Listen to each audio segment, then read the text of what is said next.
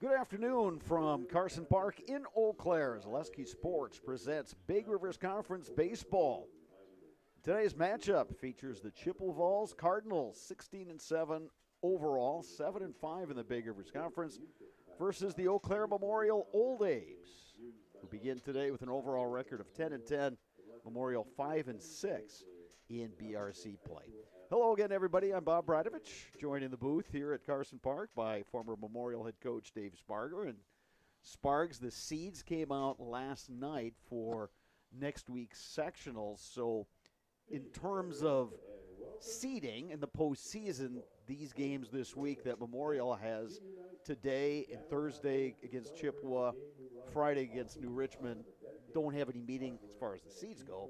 But in terms of playing good baseball at the right time, these are very important games. Yeah, you said it. This is the time of year you've got to put it all together, right? You want to be error-free defensively. You want your pitchers to be, sharp, and you want to make sure your hitters are having quality at-bats. And this is the last week of the regular season. All of a sudden you come around next Tuesday, and it's playoff time, and it's one and done.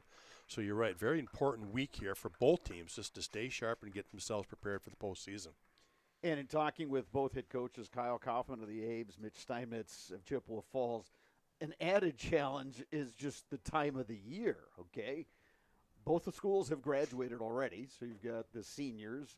All of a sudden, well, they're not in school anymore. So they're on their own summer schedule now. You've got the other guy. You're trying to keep everything as normal as possible, even though the routine is completely different than it's been from the start of the season. Yeah, you hit it on the head, the routine, right? As coaches, we love the routine.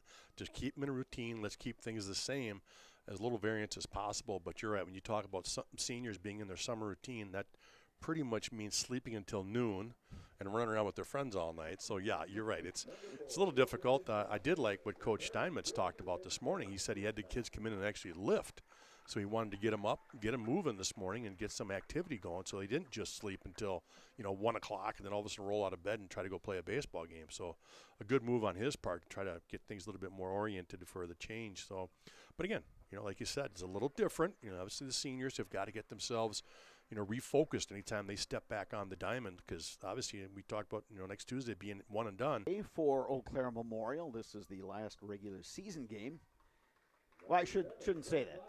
There is a makeup game Friday here in the afternoon, 2 p.m. start against New Richmond, but they've chosen to do the Senior Day festivities today, honoring seniors Blake Buer, Cooper Jesperson, Logan Zinsmaster, Grant Locken, Jack Harris, David Ankeny, Gabe Secker, Blake Francois, and Brady Johnson.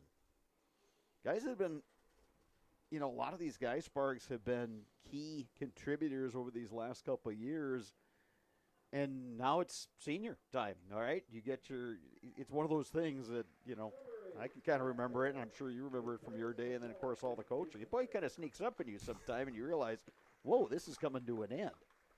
Yeah, it absolutely sneaks up on you. Like I said, I had the pleasure of coaching 2 of my own boys as they came through the program, and like you said, all of a sudden there are these freshmen or sophomores in high school playing at the varsity level, and then that's it.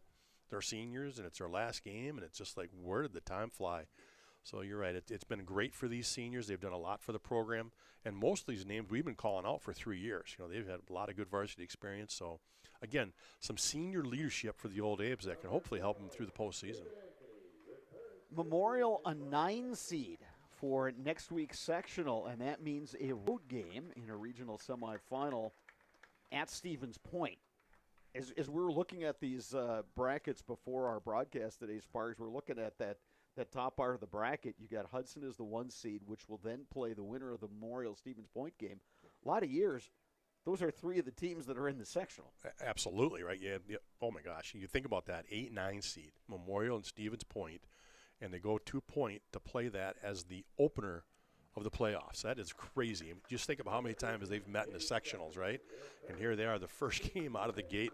So one very good program is going to be going home. Chippewa has the 4 seed, so they will get a home game against Marshfield. And that game's winner will take on either Menominee or Wausau West. So Chi High has a chance of hosting a pair of games at Casper Park. Other games in the sectional will be the 3 seed New Richmond at home against Superior, Number 11 seed Wausau East will come to Carson Park to play the 6th seed Eau Claire North. River Falls has the 7th seed, and that means a home game with Wisconsin Rapids. Winner of that one will go to DC Everest. So, Sparks, to me, it's almost like hockey was this past February, where you look at 1 through 8, you can kind of make a case for just about anybody. Yeah, you look at that lineup, like you said, you go even down to 9, 10, 11. If some lower seed knocks off a top seed, it's just not going to be that big of an upset. It just isn't this year. You look at the Big Rivers Conference or the Wisconsin Valley; those teams they play every night against each other, and any team can win. And now you put it into the postseason; it's the same thing. I mean, we could have a 10 seed come all the way to the sectional, and you'd be like, yeah, they can do it. They've got enough pitching, and they can hit the ball. It's like they can carry themselves through. So it'll be a fun postseason just to see how that progresses and who pans out to make it to that sectional. It'll be a good one. Mancino's Grinders and Pizza has been a family tradition for almost 30 years. For the best sandwich in town, grab a grinder at Mancino's. Conveniently located just off of Business Highway 53 and Claremont Avenue in Eau Claire. Mancino's Grinders and Pizza is locally owned and operated. As far as you talk about playing that clean game, the A's did that in both games Saturday in a non-conference sweep of Wisconsin Rapids. They obviously have that potential. The hitting is starting to come around. Pitching, when the pitching's on, I think the A's can compete with just about everybody. The problem is if whoever your starter is that day doesn't have his best stuff, and that's when it kind of can get a little dicey when you start having to get lower in that rotation to find out who's got their good stuff going on that given day. Yeah, I mean, the old A's have really got to play the perfect game. They've got to play really solid on defense. They have to come up with the big hits. I mean, they're a good team, but they're not so deep talented that all of a sudden they can kind of cover for each other or carry one or two guys can carry the whole team. They have to play well as a team. They have to have that good pitching, the solid defense, and they've got to make sure that they hit the baseball and put pressure on the other team. So it's been a challenge, like you talked about with their record, and the Big Rivers and all those things kind of shows how some nights they can come and play and beat anybody, or they can actually lose a tough one and not be as well prepared to go out and take that victory. I think if you look on the other side, you look at the Cardinals, very consistent this year. That's a team, and you can see by their 3 seed, that is exactly what they have done this year. They've been very consistent, and they've come out and played some very good baseball game in, game out. 16-7 overall are the Cardinals, 7-5 in the Big Rivers Conference, and you mentioned they've got that 4 seed for the postseason coming up. And talking with Mitch Steinmetz, their head coach, before the game, he just said that, hey, just a lot of things have kind of come together for this group this year, and maybe some guys have taken that jump, going, from the off season and have contributed more than I think the staff might have realized. Yeah, he was kind of funny when you and I had a chance to talk to him, and he said, yeah, we've had some surprises.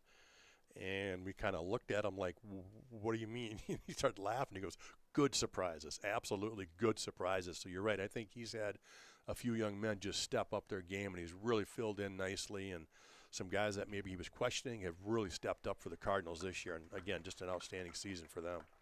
Whether it is baseball, softball, or soccer this spring, Shepke Chiropractic has got your back. For all your sports-related injuries, you can rely on Shepke Chiropractic to get you back into the game. Visit them online at ShepkeChiropractic.com. We'll give you the batting order for the Chi-Hi Cardinals. Leading off is the designated hitter Brady Smith.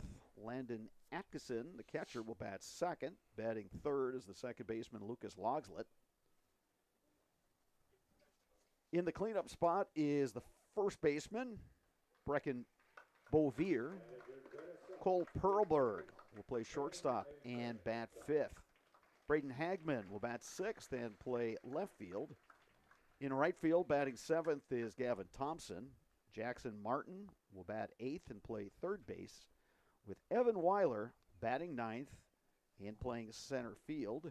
The sophomore Sam Brazina, the lefty, will be on the mound for the Cardinals today.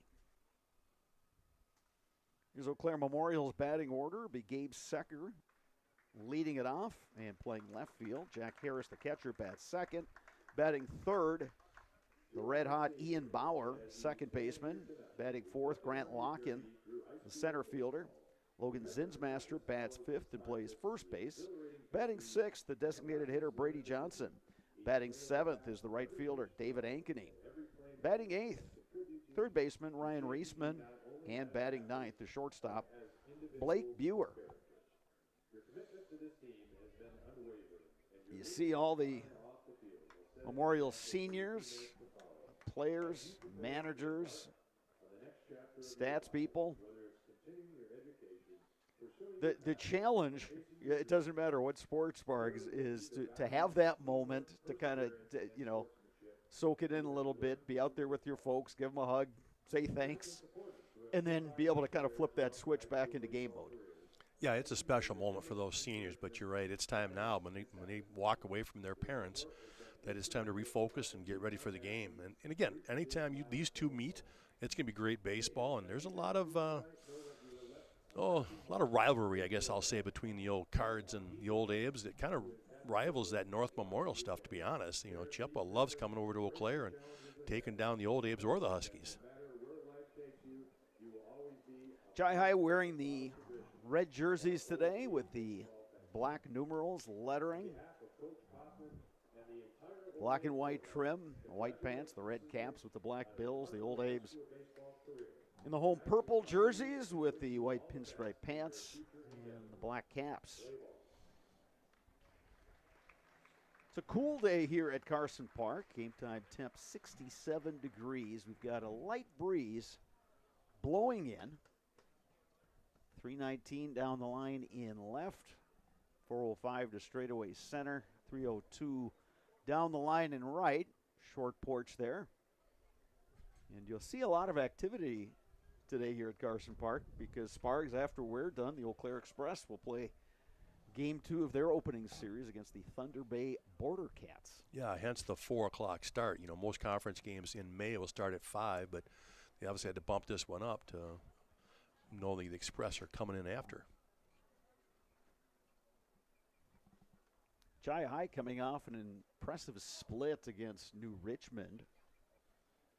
Dropped the opener and then came back and won decisively in Game 2. And this is a team, and I think we've seen this with Jai High in recent years, that they're the kind of team that can, when they get hot, they can put up some crooked numbers and just put some distance between themselves and the opposition, and they just seem to have that.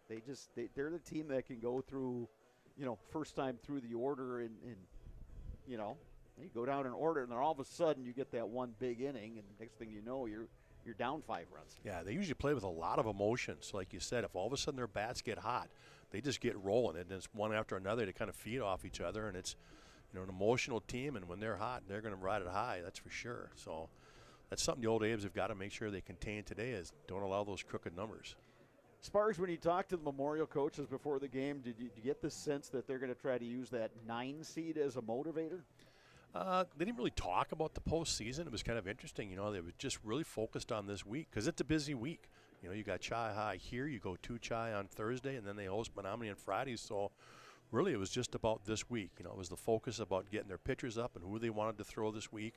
And again, just that notion of, okay, who's going to throw today is probably between him and, and Thursday's starter they're going to have to bounce back and help on Tuesday. So it'll be interesting to see what they decide to do Thursday and Friday with the pitching staff, knowing that it's a quick turnaround to Tuesday, as most of these pitchers usually just throw one game a week. Your Tuesday starter usually carries over to your next Tuesday and Thursday to Thursday kind of thing. So I wouldn't be surprised to see if Zinsmaster starts Thursday but limits his pitch count. Yeah, you've been through that as a coach, Sparks, and how do you play that? I mean, especially when you know that the seeds are determined. You want to get your 1, 2, and your 3, and maybe your whoever you consider your closer. You'd like to get them some work the week before regionals, but how much work? Yeah, that's the key, isn't it? Right, like we said, Tuesday, Thursday, Friday are games this week. So the ones you really have to be careful about is when obviously you get into Thursday and Friday. Like you said, Friday you could start using some more of that end of your rotation type of guys, because again, as you said, it's already determined. So Friday against Menominee, they could come back with 4 or 5, and then use your closer maybe for an inning just to keep them sharp. Same thing with Thursday. Go ahead and give that start at the start, but limit maybe only 4 innings so they could bounce back on Tuesday if there need be. So, yeah, pitching coach Jeff Janet for the Old Apes, he's going to have to work on what he wants as far as his pitching staff and make sure they're ready for a very tough game, obviously going over to Stevens Point on Tuesday. Culligan Water specializes in all of your water softener, drinking water, and water filtration systems. You can count on Culligan to keep your water pure and healthy with unparalleled service and convenient delivery options. Infinity Exteriors, installing peace of mind, roofing, siding, and windows built to last, saving our communities from unscrupulous contractors. We guarantee quality that you can trust. Well, Brad, speaking of pitching staffs, we've got 2 sophomores that are going to be starting on the mound tonight. The Cardinals are going to start their sophomore, Sam Brazina. He's 2-1 this year, and he's thrown 28 in the 3rd inning so far. He's started 6 games, but he's pitched in 9. He does have 1 save. His ERA of 1.98, so an outstanding ERA for him. In those 28 innings, he's got 48 strikeouts and just 21 walks. So, again, a strike thrower. Looks to strike some guys out to help the defense. But, again, he's been in 9 games with 6 starts. So good for him, for the Cardinals. For the Old A's, they're going to start sophomore Alex Johnson. Now, Alex Johnson's been kind of thrown into that rotation of late. He's only got 2 starts, but he's appeared in 9 games. He's got 21 innings. He's got 30 strikeouts in those 21 innings and just 6 walks. His ERA, 1.33. So a pair of sophomores with sub-2 ERAs, so it could be a good pitcher's duel today. Behind the plate today for the Old A's is the senior Jack Harris. Senior Logan Zinsmaster is over at first base. The junior Ian Bauer at second. Ryan Reisman, the freshman, plays third. Senior Blake Buer at shortstop. Outfield left to right, Gabe Secker, Grant Locken, David Ankeny. All 3 of those guys are seniors. Sparks, this is the kind of series here today at Carson Park, Thursday at Casper Park up in Chippewa that I think is good for both of these teams to just get to that, play sharp, play clean, and to get, into that playoff mode because it gets there really quickly. Well, and you're playing an outstanding team. I mean, for the Old A's, they're playing a higher seed right here, and they know where they are in the playoffs. So this is going to be some great competition to get themselves prepared for both teams. Right now at Carson Park, our national anthem.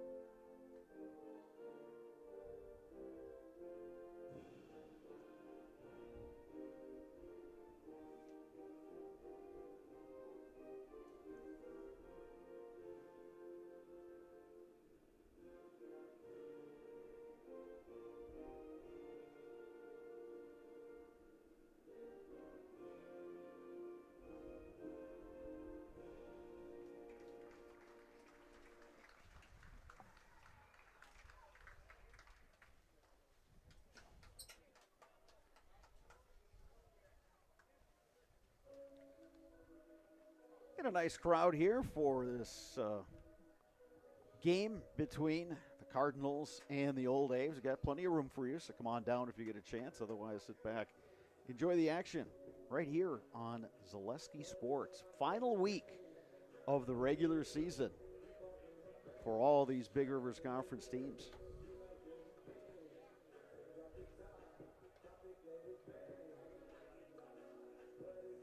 Keys to the game for the Abe Sparks. A solid defense. They've got to make sure that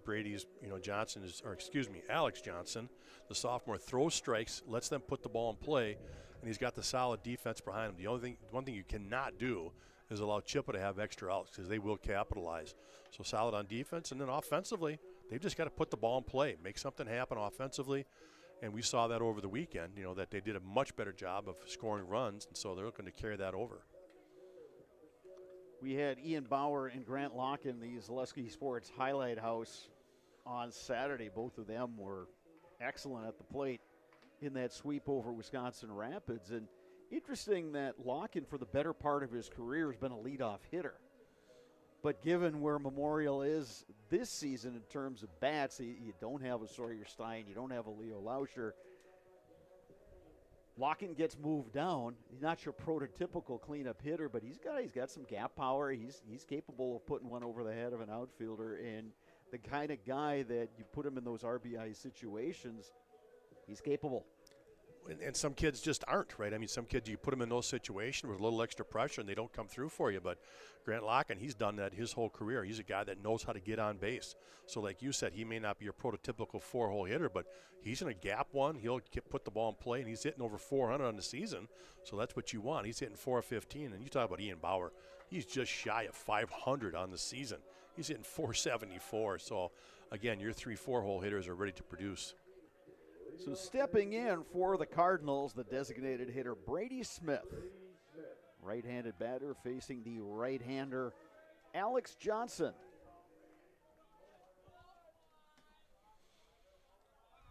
Brady Smith steps in, hitting .303 on the season.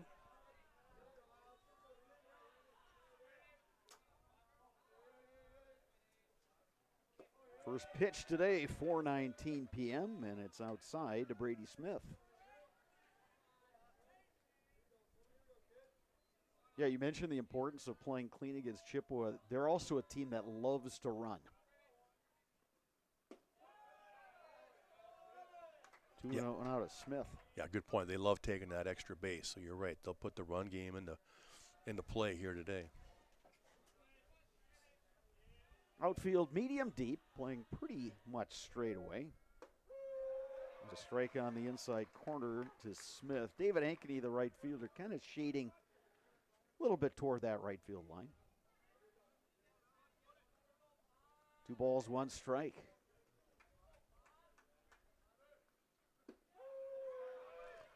Breaking ball catches the plate, 2-2. Yeah, how about that? A 2-1 slider right there, right down Broadway, as they say.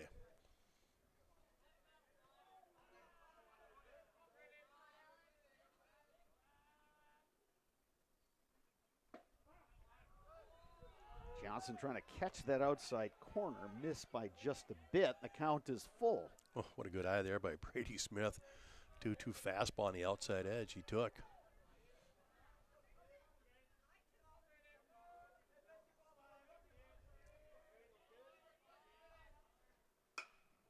Line to right, Ankeny coming in a few steps, makes the catch. Yeah, easy play as he was already playing shallow, looking the other way, and good pitch there by Johnson to get the fly out. Here's the catcher, Landon Atkinson, another right-handed hitter for the Cardinals.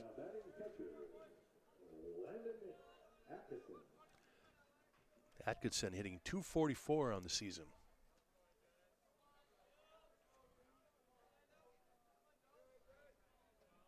Top of the first, 1 down.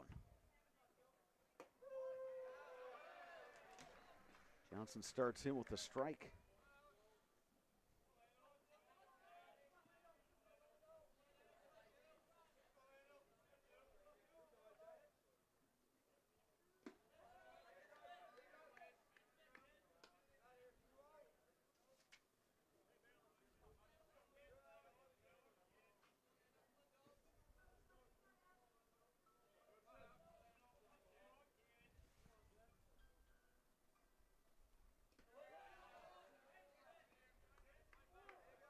Two balls, 1 strike. The count now to Landon Atkinson.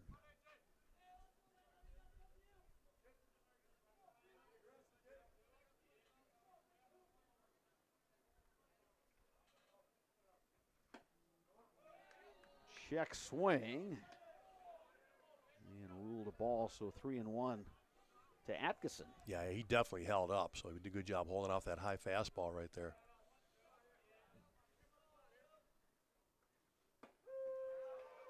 There's a strike, and the count goes full to Atkinson. Second straight hitter that Johnson has gone to a 3-2 count.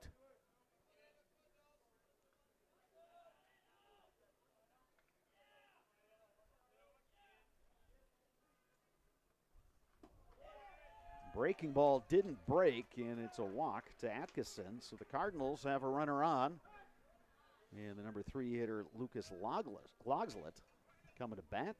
And we're going to get a courtesy runner for the catcher, and it's going to be Chase Frederick.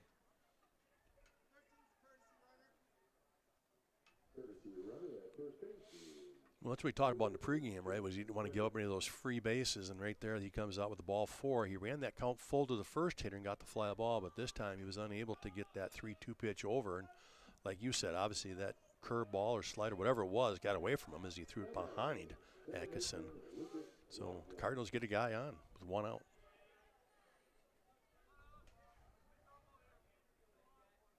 Frederick gets his lead at first. It's a good-sized lead.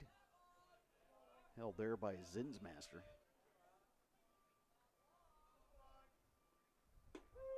Logslet takes a strike.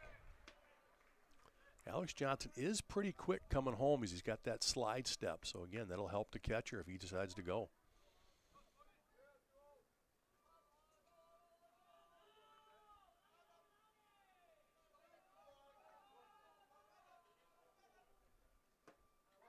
Swing and a miss. Good inside pitch. Had Logslet all tied up there. Yeah, he sure did. I was just going to say the same thing. He was all tied up trying to swing at that one. No balls, 2 strikes.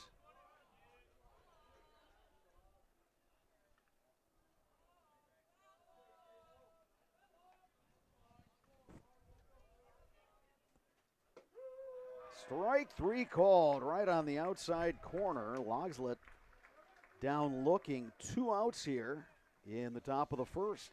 I'm guessing Logslet was looking for something else. He wasn't really anticipating a fastball on the outside edge there, but that caught plenty of the plate there and had him fooled. Well, good pitch sequence there. Busted him inside and then worked him outside. Here's Brecken Boivier.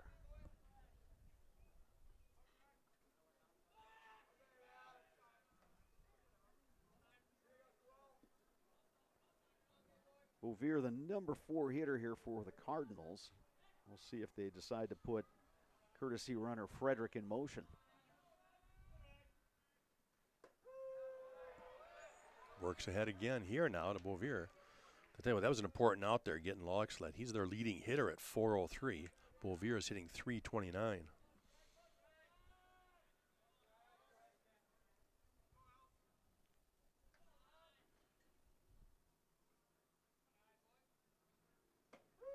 Here's another strike right on the outside corner. Well, after going full count for the first 2 hitters, Johnson is throwing nothing but strikes. Good time to send a runner here when you got a hitter in the hole like this. Abe's thinking right along with you, Sparks. They throw over.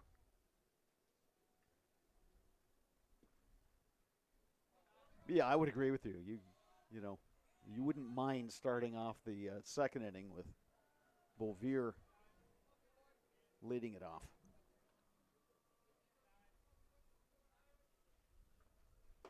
Swing and a miss.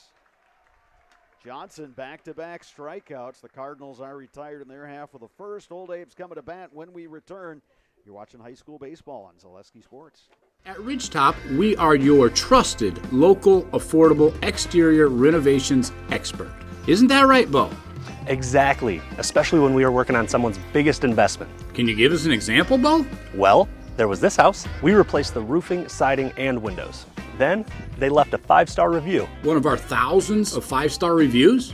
Exactly. For your free, no-obligation estimate, call us today or go to ridgetopexteriors.com. ZaleskiSports.com has leveled up. Go to ZaleskiSports.com and choose your favorite schools for easy navigation. From the homepage, choose your school to see team records, upcoming schedules, and past results. Use the video icon to launch the next broadcast. Use the arrow icon to watch any previous broadcast. See the full weekly schedule too. Level up at ZaleskiSports.com.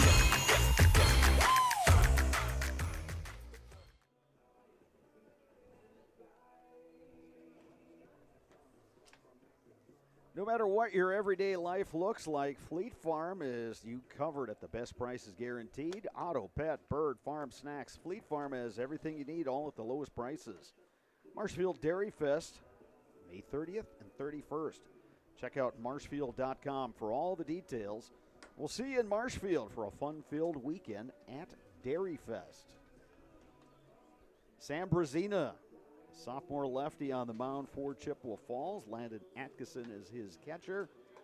Brecken Bovier is at first base. Lucas Logslet playing second. Jackson Martin is the third baseman. Cole Perlberg, the shortstop. Outfield, Braden Hagman, Evan Weiler, Gavin Thompson left to right for the Cardinals. Abes will send up the top of their order. Gabe Secker, Jack Harris, Ian Bauer.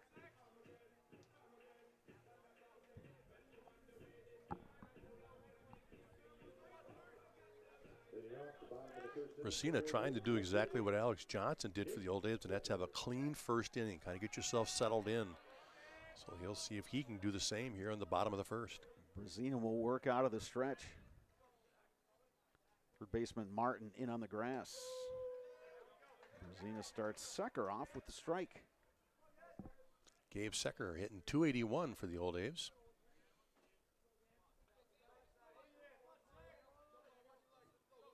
Outfield shading to the right side of the diamond for the left-handed hitting Secker. Ball on a strike now, the Old Abe's leadoff hitter. Outfield playing up a little bit in left and center. Regular depth out and right. Again, wind is blowing in. Not hard, but enough that it would take a pretty good poke to get one out of here today. Yeah, you're not going to get any help by any means with the cool day and the wind blowing in. 1 ball, 2 strikes now to Secker. Right up the middle. Perlberg, the shortstop. Quick throw in time.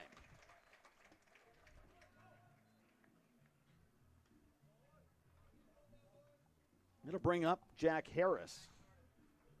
Perlberg, we've seen him the last couple of years, Sparks, and he has just gotten bigger and stronger and better over the year. He plays a really solid shortstop. Yeah, high. He's an excellent athlete over there. And like you said, we've had a chance to watch him as he's come through their program, and he is very smooth.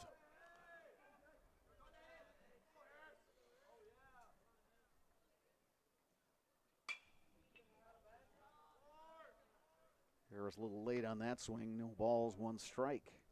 Jack Harris hitting .356 on the season, and he actually had a big home run against Eau Claire North, the game that we covered. And I talked to the coaches afterwards, like, well, how surprised were you at that? And they're like, not at all. The kid can really swing it. He swings everything he's got.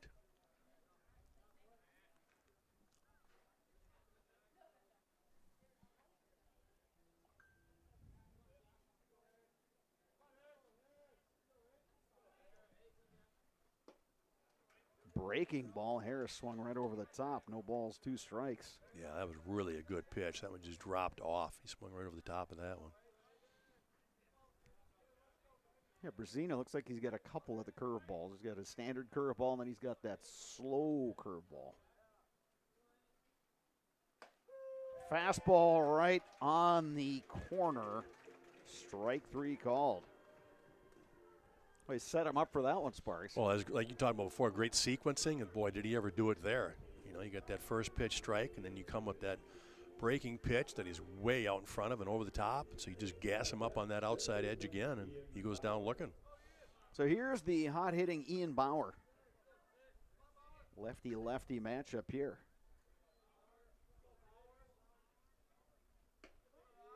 Yeah, like I mentioned before, Bauer hitting .474 on the season. Like you talked about, he is their offense. Interesting watching the catcher, Landon Atkinson, when he wants that pitch outside, he will set up as he's doing right here. Bouncing ball up the middle and through. Base hit, Ian Bauer. Well, and that's why he's setting up off the plate. He didn't want him to get down the middle at all. If you're going to throw a strike, it's got to be on the edge or miss. It didn't matter for Bauer, though. He goes on that outside corner, drives it right up the middle. And here's Grant Locken, center fielder. Locken, who battled some injuries this year, but back to health, and Abes are glad to have him. They've slid him down in the order to that cleanup spot. Yeah, hitting .415 in the season, and that's why he is where he is. Fastball misses outside to Locken.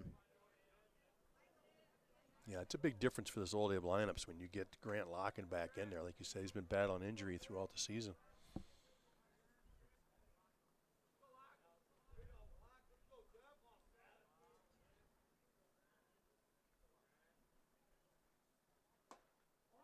Brzezina delivers inside, 2-0.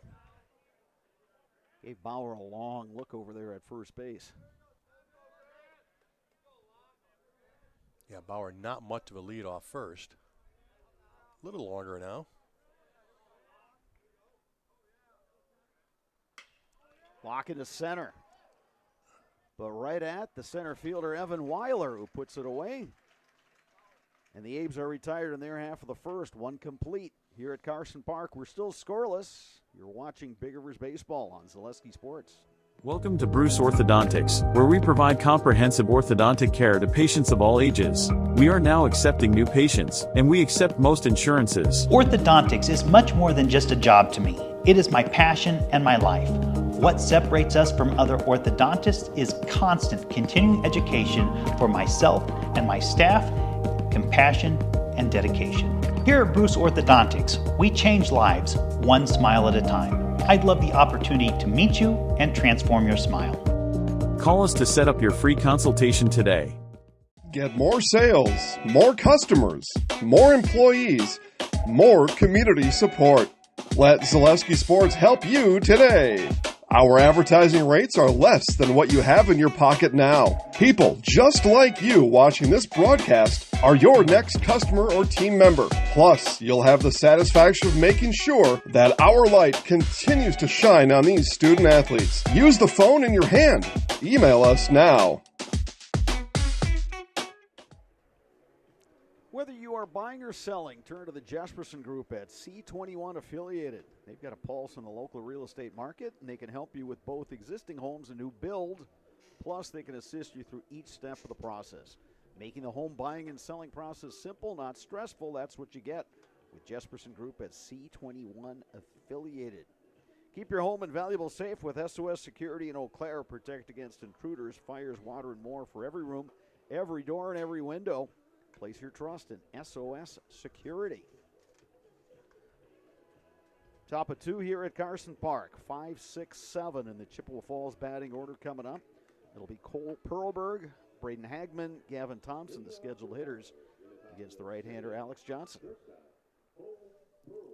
Perlberg hitting .302 on the season, like you talked about, just watching him grow up the last couple of years and fill out. He is put together here.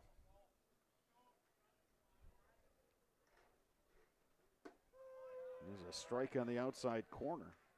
Yeah, Mitch Steinman saying, yeah, he got the guys up to left, mainly just to kind of get them going, get the blood flowing and all that. But, yeah, you look at these Shy-High guys, and I think they found the way to the weight room. They know where it's located. Good breaking pitch by Alex Johnson there, gets ahead 0-2.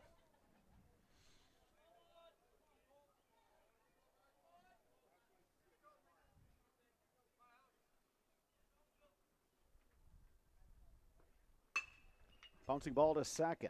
Bauer with the scoop and the throw over. Perlberg is retired.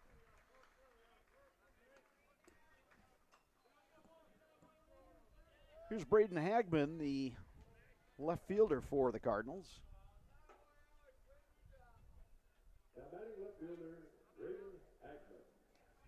Hagman, one of the seniors on this Chi-High roster.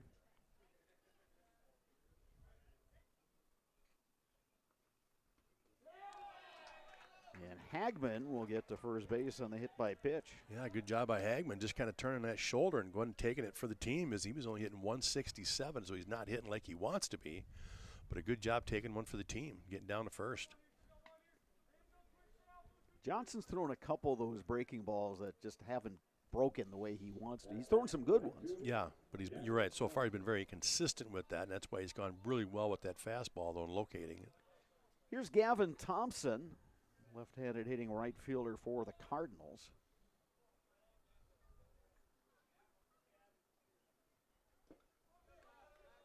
Tell you what, Gavin Thompson's been in this lineup since he was a freshman. We saw him swinging a couple years now. Yeah, this is a veteran group, and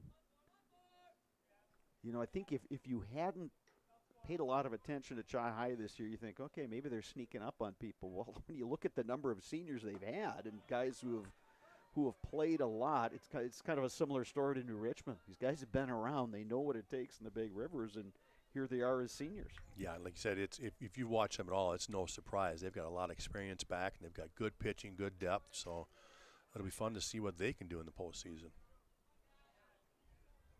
2 balls, no strikes now to Thompson.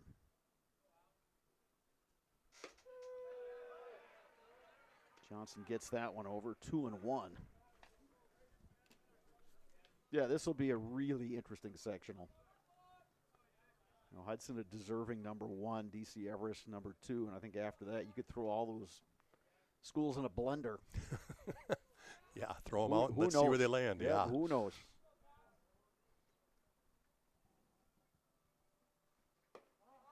That one just misses. 3 balls and a strike. Good hitters count here for Thompson. Yeah, just missed. That was a better pitch. At least that breaking pitch was over or almost over. So he tried to backdoor that one. Got to be careful on this 3-1 though.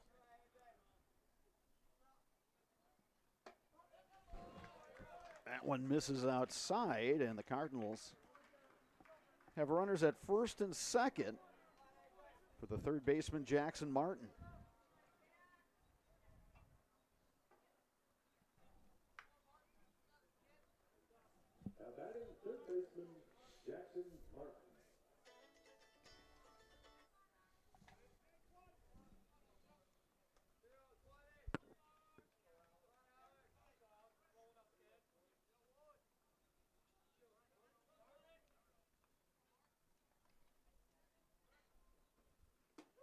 Martin takes a strike from Alex Johnson.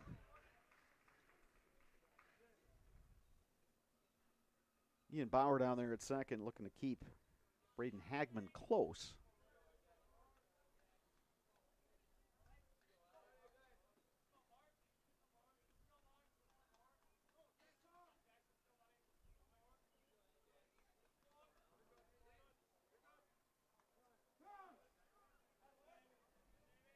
Cat and mouse game continues. Yeah, Martin, good job there calling time. He'd been standing in that box way too long. Gets a chance to reload here.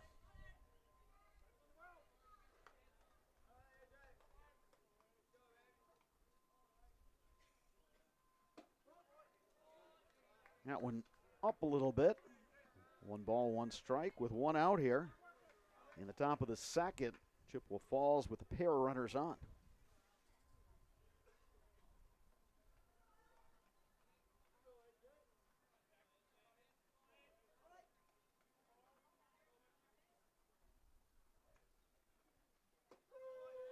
Breaking ball across for a strike. 1-2 now the count to Martin.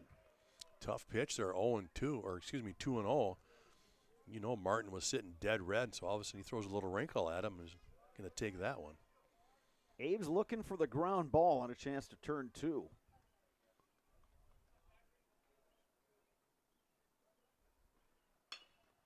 Slow roller.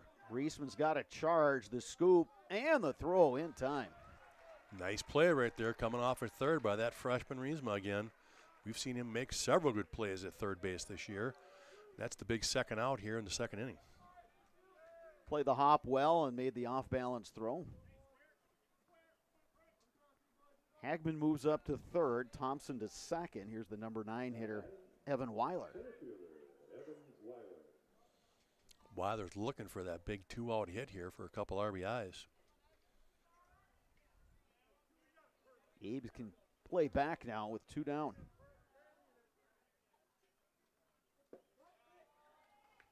Breaking ball misses a little bit outside and low, 1-0.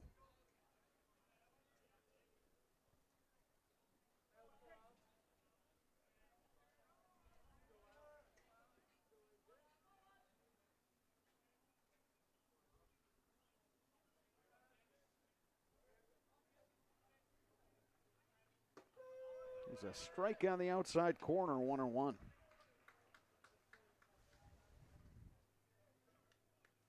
Johnson's doing a nice job of mixing up his pitches. He started off with a breaking ball, then comes back with a fastball. So keeping those Chippewa hitters guessing a little bit.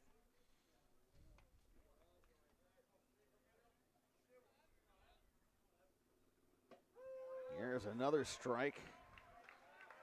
1-2 now the count to Weiler with 2 down. Runners at second and third.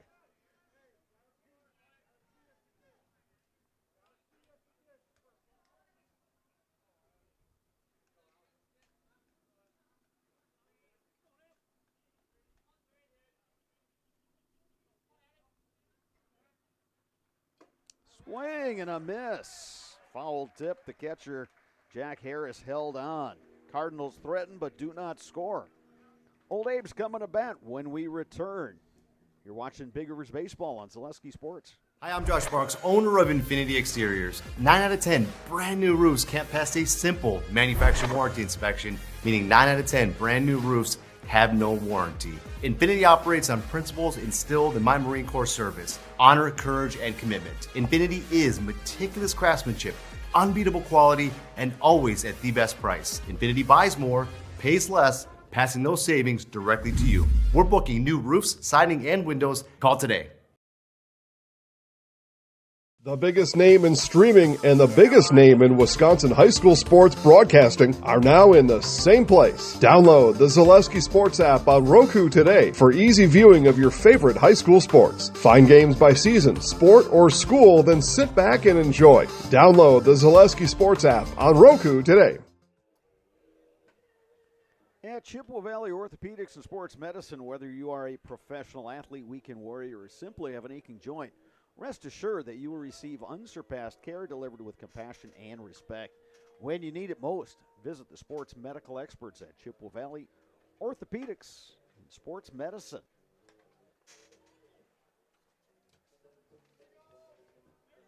Sam Brzezina done with his warm-up tosses. He will face 5, 6, 7 in this Eau Claire Memorial batting order. Logan Zinsmaster, Brady Johnson, and David Ankeny.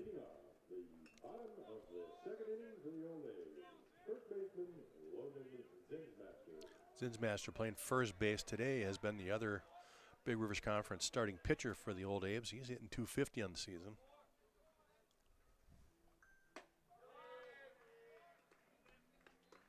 He'll take outside for a ball.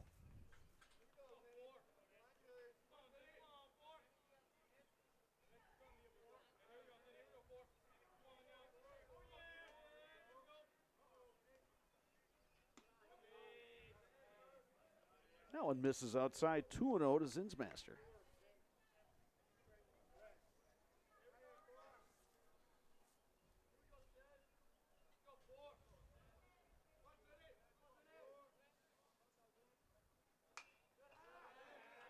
Zinsmaster swinging 2-0, got a piece of that one, sent it back to the screen. 2 balls, 1 strike.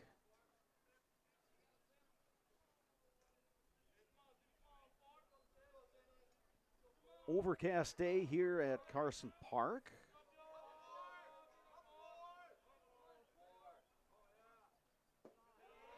That one misses low, 3-1. Couple raindrops at times today, Sparks, but nothing sustained, and hopefully we can keep the rain off to our west and south to get this game and the Northwoods League game following ours. Get those games in. Yeah, everything you looked at today with the forecast was a slight chance, and then everything that popped up, you sure been light, so I don't think it'll affect baseball at all tonight.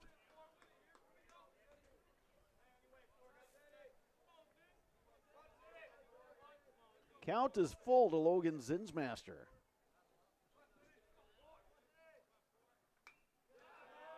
Gets a piece to stay alive. Just took a look at the radar on my weather app, Sparks, and we're surrounded by rain on 3 sides. Well, as long as it's not on that 4th side. 2 sides. let's make this correct. North and west. So if everything just moves straight north, we'll be okay. Zinsmaster lost the bat. It got a piece. Yeah, Brasina went outside that time, and Zinsmaster had to do a little extra reach to foul it off, and as he did, he lost the bat there. The old A bench was yelling 4, look out.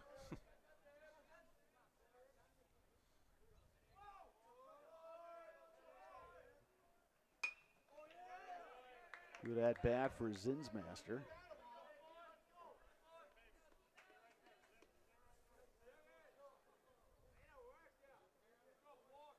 Number 5 hitter in the order, but he's playing the role of leadoff hitter quite well. He's making Brasina throw a lot of pitches.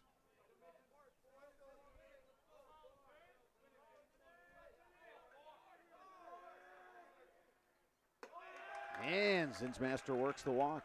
Yeah, he wins that battle. That's part of the baseball that people miss out on, these little battles within the game. And there's a classic example of Zinsmaster fouling off about 4 pitches and a full count to stay alive, and he finally draws the walk. So here is Brady Johnson, the designated hitter. Third baseman Jackson Martin playing in on the grass.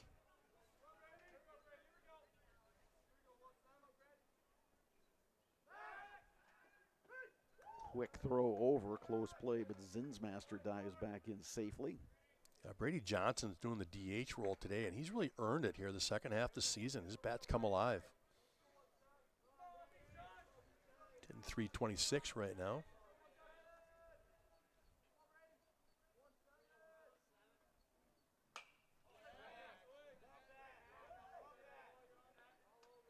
Johnson on his way to UW Eau Claire to play baseball for the Blue Golds.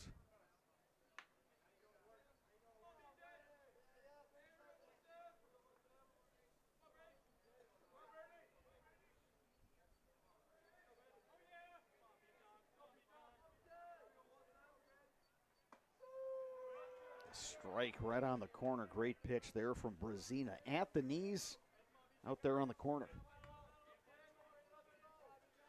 Yeah, you said it. That's great location. There's not much Johnson would have done with that pitch.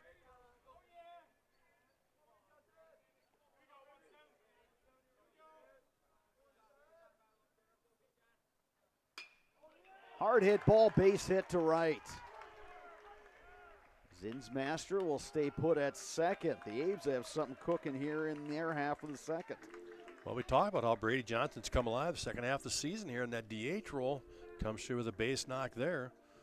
First and second, and nobody out here for Ankeny.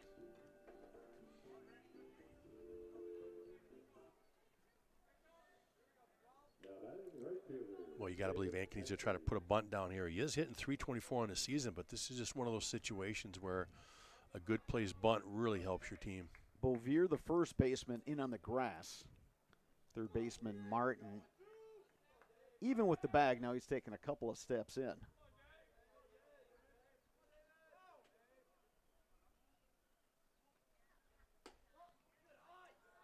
Ankeny not squaring on that first pitch, 1-0. Yeah, they might let him have one swing first, see what he can do.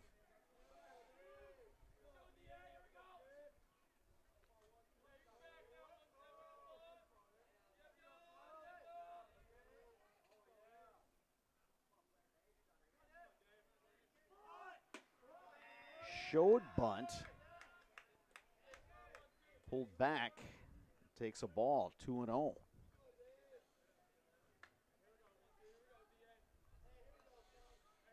Yeah, good job pulling that back to run that 2-0 count. Boy, he could get the green light here on a 2-0 if he sits dead red and see what he can do.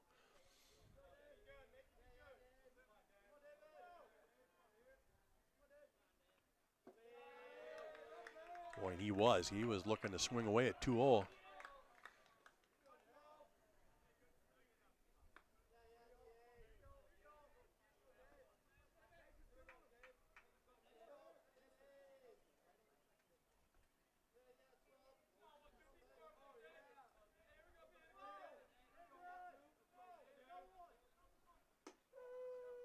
That one right on the corner, 3 balls, 1 strike. Yeah, Ankeny taken all the way on that 3-0 pitch. Good hitters count for Ankeny. Zinsmaster gets his lead at second, Johnson over at first.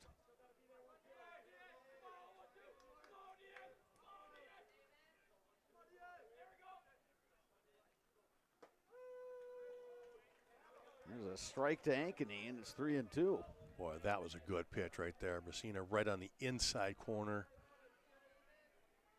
Yeah, and Ankeny stands relatively close to the plate. So that was almost a perfect pitch from Brazina. And he comes back and strikes out Ankeny. Oh, great job on the mound there. You fall back, you fall down 3-0. Then you get that fastball on the outside corner. You get the fastball in for the strike, and then you blow and by him on a high strike right there. Swing and a miss. Great pitching. Got a right-hander starting to throw in the Chippewa Falls bullpen. Ryan Reisman, the freshman for Memorial, steps in. First and second, 1 down here, bottom 2.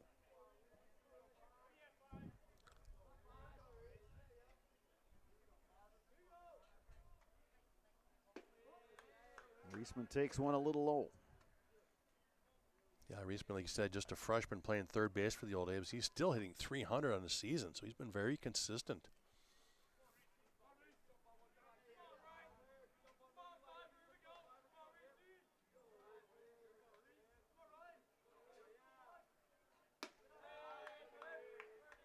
Two 2-0 now to Reisman.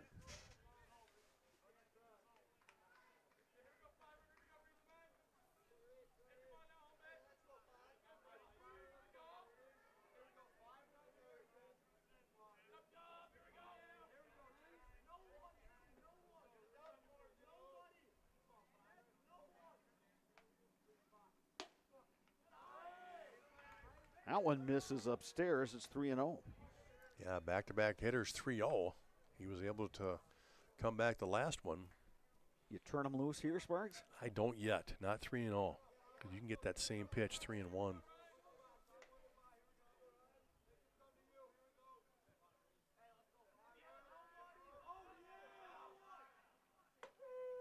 There's a strike, 3 balls, 1 strike to Ryan Reisman. Brazina really efficient in that first inning. Of his 4 hitters faced, 3 have gone very deep in the count. Reisman deep to left. That one carrying Hagman on the track, makes the catch. Runners will move up. There's a play at third. The ball gets away. But Zinsmaster advances to third. Brady Johnson does likewise to second. There are 2 outs. Well, how about Zinsmaster staying aggressive? Usually you don't get that tag from second to third with the ball to left field, but he could see that it was going deep, and Hagman was still kind of backpedaling as he caught it. So good aggressive base running moves 2 runners up here. I think the wind, if the wind were blowing out today, I think that one gets out. A warmer day or blowing out, yeah, you're right. That one was right to the wall. Here's Blake Buer, shortstop, number 9 hitter for Eau Claire Memorial, one of the seniors honored in the pregame. Well, just like the Cardinals last half inning, they're looking for that big 2-out hit. Let's see if the Old Apes can find one.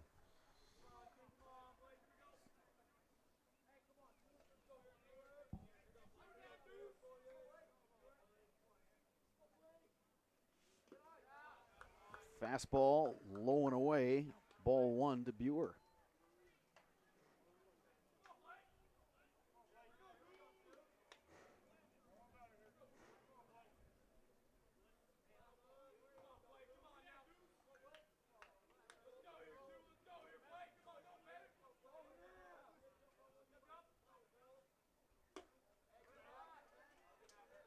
Fastball that just kind of tailed away from the right-handed hitting Blake Buer. He came up empty, 1-1.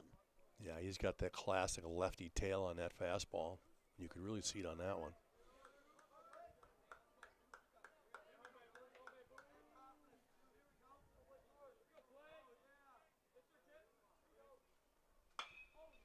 Buer, high fly ball to left.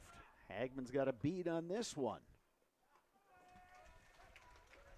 And he puts it away for out number 3. The Old Apes threaten but do not score. 2 complete here at Carson Park. We're still scoreless between the Cardinals and Old Apes. You're watching Big Rivers Baseball on Zaleski Sports. You're tuned in to Better Halves. Mike, what are you looking for? Skip, I'm not getting older. I'm getting better. I still got big plans for my life and my Medicare. I know exactly what you want from Medicare. Same as all the other guys. Me!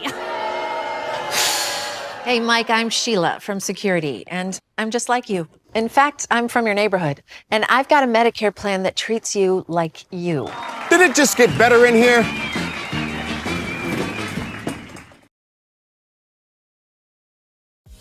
Culligan Water delivers.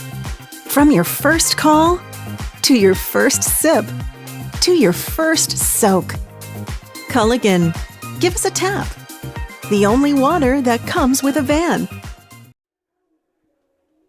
HS Fence specializes in chain link, vinyl, wood, and ornamental fencing. They have been providing commercial and residential fencing to the people of Wisconsin for the past 18 years. Contact them today in Fall Creek or at hsfencewi.com.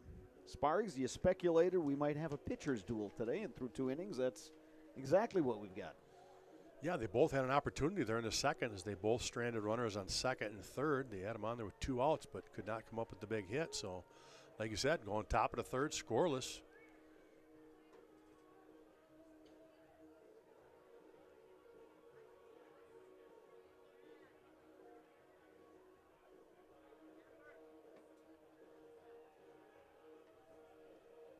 Top of the order for Chi High, it'll be Brady Smith, Landon Atkinson, Lucas Logslet to face Alex Johnson. It'll be second time through the order for the Cardinals. Smith flew out to right field to start the game. Yeah, he hit that one pretty well. It's more like a line drive fly ball. He had a good piece of it, but again, the right fielder is playing shallow.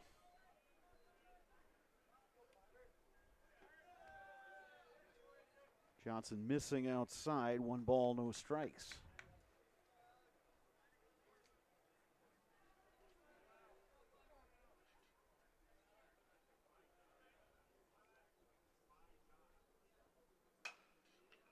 He shoots that one to right for a base hit.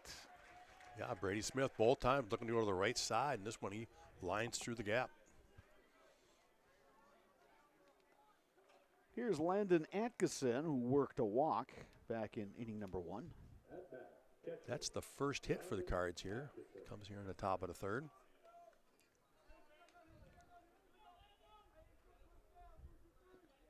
It's pregame meal time for the Thunder Bay Border Cats out there on the fan deck, just off the right field line. Oh, good bunt bunt. Is down. It's a good one. Harris has it. Takes a look at second. Throws to first. Pulled him off. Safe at first. Yeah, a little bit of a high throw right there. Pulled up. Zinsmaster had to go up and get it, and he beats the throw. Zinsmaster tried to put the tag on, basically trying to tag Atkinson in the helmet as the runner was coming down the line. Again, we're going to get that courtesy runner, Chase Frederick, at first base for the catcher, Landon Atkinson. Yeah, we'll have to score that one an E5, but with a sacrifice, because obviously a good throw gets him. But good sacrifice bunt right there by Atkinson. Tough play. Here's Lucas Logslet, struck out looking back in the first.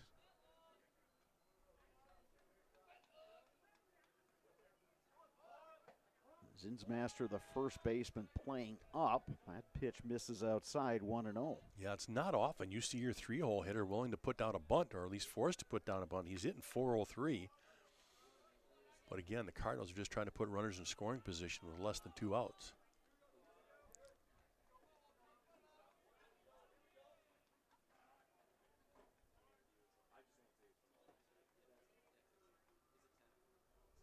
Here's the 1-0 pitch from Johnson.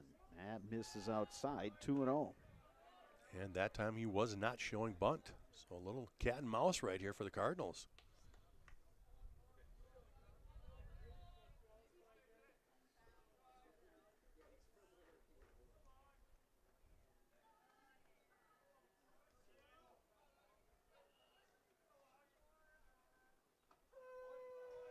Not squaring that time either. Takes a strike. Yeah, how about a 2-0 slider right there?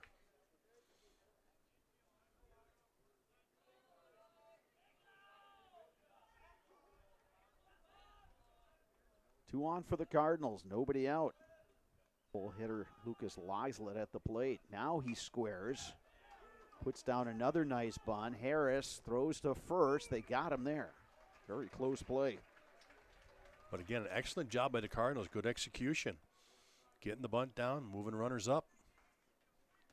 So Brady Smith moves to third. Courtesy runner Chase Frederick to second. One down. Here's Brecken Bovier. He struck out swinging to end the first.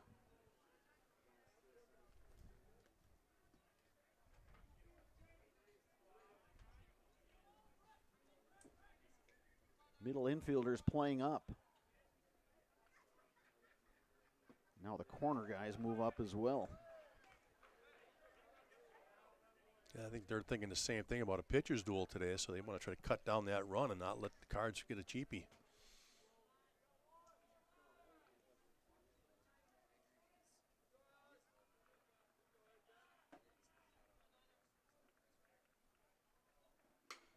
Bovier ham, but yanks it well afoul. Yeah, way ahead of that pitch. Now, if you're Bovier, you've got to find a way to put this in play. You're down 0-2 in the count, but you've got to get that ball in play.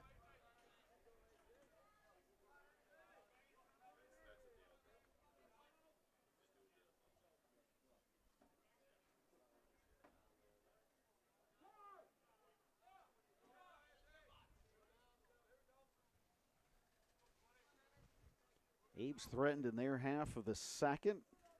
Cardinals doing the same thing here in the third. Jai also had second and third with one out last inning.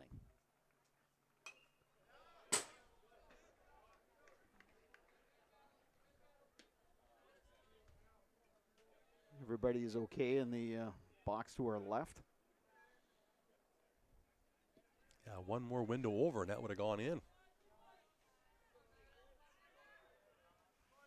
No balls, 2 strikes.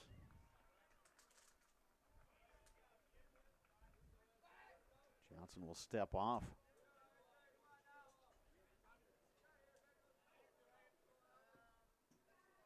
Big moment here in this game, top of the third. Infield in, trying to cut the run down. Bovier trying to come through with something.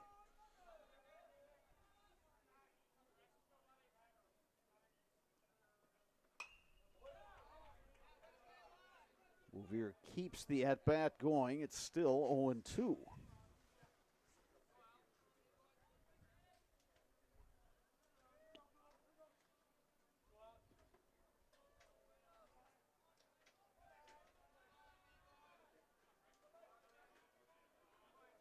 Alex Johnson's been successful with the high heat. We'll see if he comes here with one.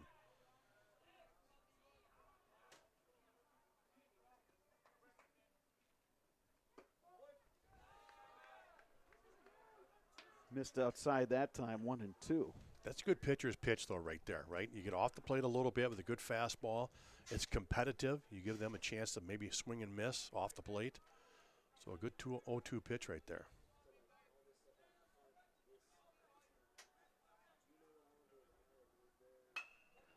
Line to right field, base hit.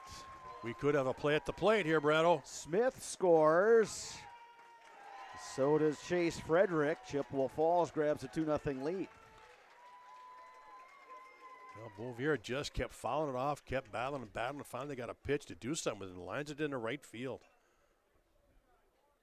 So Chai High cashes in and takes a 2-0 lead here, top of 3. Here's Cole Perlberg. Bounced out to second base back in the second.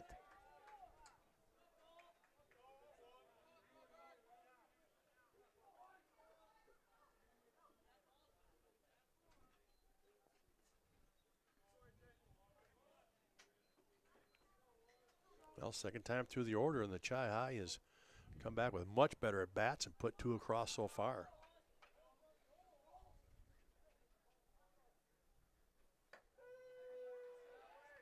Strike called to Perlberg. Yeah, I thought the 1-2 pitch to Beauvier was a good pitch, but I caught a little bit too much of the plate. They had the right idea. But, you know, they say in baseball and just about every other sport, game of inches.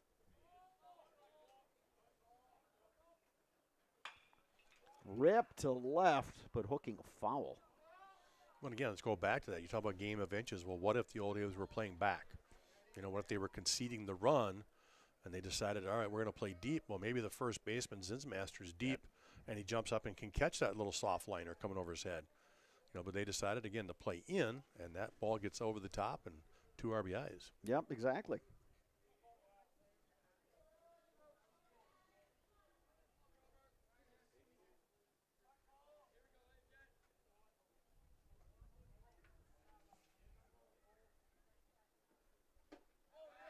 There's that high fastball. Perlberg down on strikes. 2 down here in the third. Here's Braden Hagman. Hagman was hit by a pitch in the second. Now batting left fielder, Braden Hagman.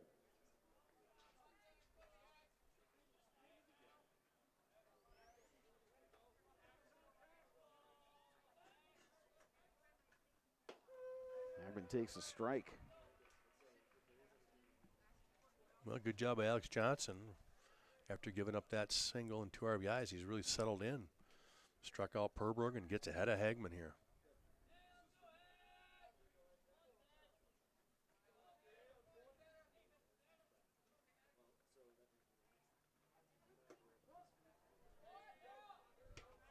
As a pitcher, it's like being a cornerback in football or a goalie in hockey. You got to have that short memory.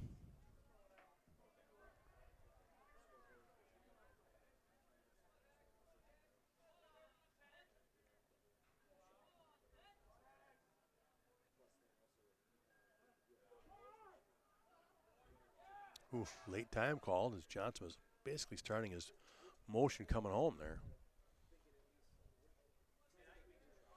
But Hagman gets the timeout. Yeah, a lot of times a batter will not get that timeout.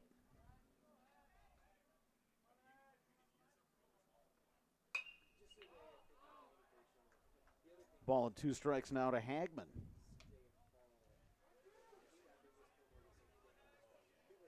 Eau Claire North in action today. The Huskies over at Hudson. Those 2 teams will be here Thursday. That's the game we'll have for you on Zaleski Sports.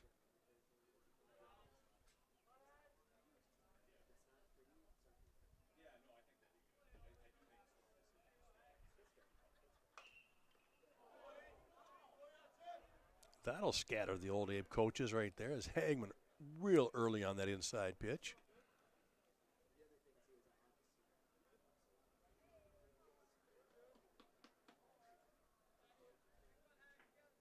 Who took the brunt of that one down there, Spurs? I think it got a bucket, to be honest. I think it just went underneath their feet. Catcher Harris was giving his coaches a hard time about it.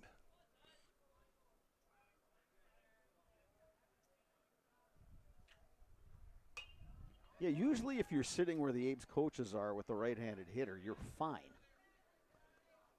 Yeah, it's not easy being a right-hander to pull one that far in. And now we got to find more baseballs. He's fouling them off. The Cardinals doing a good job of battling up there, and they just keep fouling pitches off, and they're not coming back in yet. Here comes the one that Perlberg hit into the corner, actually stuck it out there by the benches in the bullpen.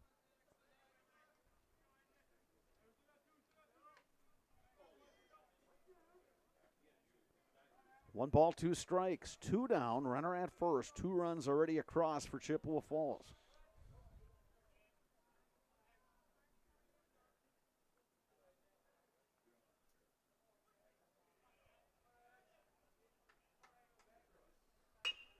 Bouncing ball right back to the pitcher, Johnson. The flip to first for the out, but Chippewa Falls plates 2 runs. Old Abe's will come to bat bottom third. When we return, you're watching high school baseball on Zaleski Sports. From humble beginnings in 1904, the Wheatrick family has grown Grassland Dairy Products into one of the largest processors of butter in the nation. Based in Greenwood, Wisconsin, the family and its hundreds of employees continue their pursuit of providing high-quality products that can proudly be served in restaurants and homes across America.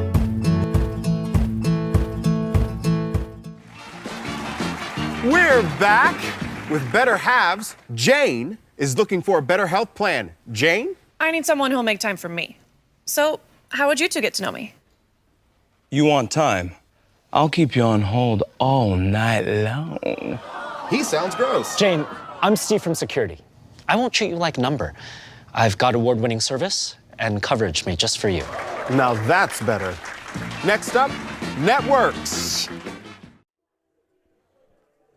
To cover your church, call the Dahlman Insurance Agency for a coverage analysis. Dahlman Insurance covers churches in Wisconsin with Hastings Insurance Company. Online at dahlmaninsurance.com. Dahlman Insurance, come for the rates, stay for the service. Left-hander, Sam Brazina. Brazina's been a little bit of trouble last inning, and the Cardinals got their pen warmed up last inning, and they continue even here with a right-hander in the bullpen. And, of course, he's so lucky he gets to warm up with the whole college team sitting there watching him. Yeah, no pressure on him or his bullpen catcher. Yeah. All the college players critiquing the bullpen. Well, they're also eating, too. Might be a little distracting. When you're a college ball player, you're going to – wait, anytime you get a chance to eat, you're going to do it.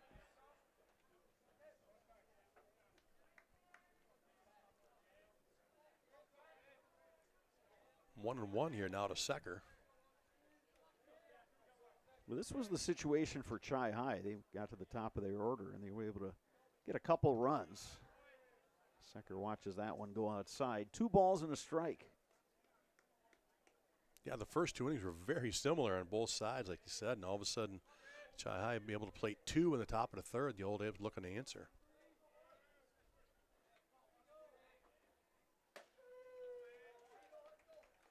That one right down the pipe.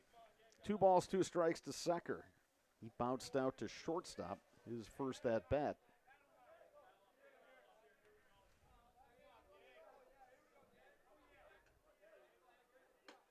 Swing and a miss. Brazina came inside with the fastball. That's Secker on strikes. 1 down. Here's Jack Harris, struck out looking in the first. Yeah, he came up and in and got him to swing through that one. Good pitch.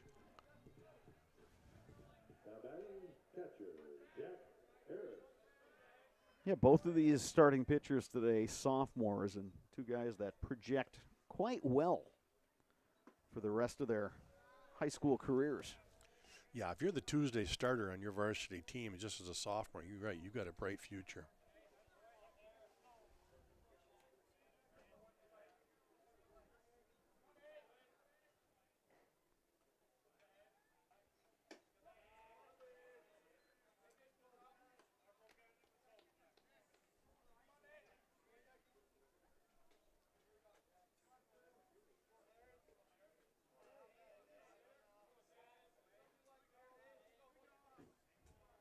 Two 2-0 pitch coming to Harris. Chase that high fastball there.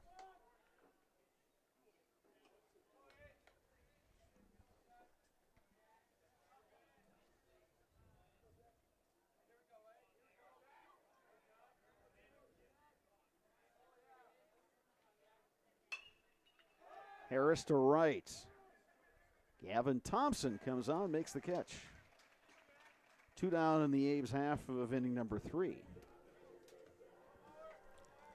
Brad, we haven't had a chance to even talk about that nice scoreboard out there in right center, the beautiful WNB Financial scoreboard that got put in this year. Yeah, it looks really good. And you've got the video board up top. You've got the scoreboard underneath. And they went with the white when it came to the, putting the balls and strikes and outs, at bat, all that information. The last scoreboard, it was kind of a reddish orange, and there were times of the day it was really hard to read. Yeah, it was awful. Let's be honest about it. Yeah. Okay. They came to Varsho, and actually, he talked about it. They said they were going to put those same bulbs back in, and Varsho just said, absolutely not. We are going white, and that's the way it's going to be, and so they did. No balls, 2 strikes to Ian Bauer.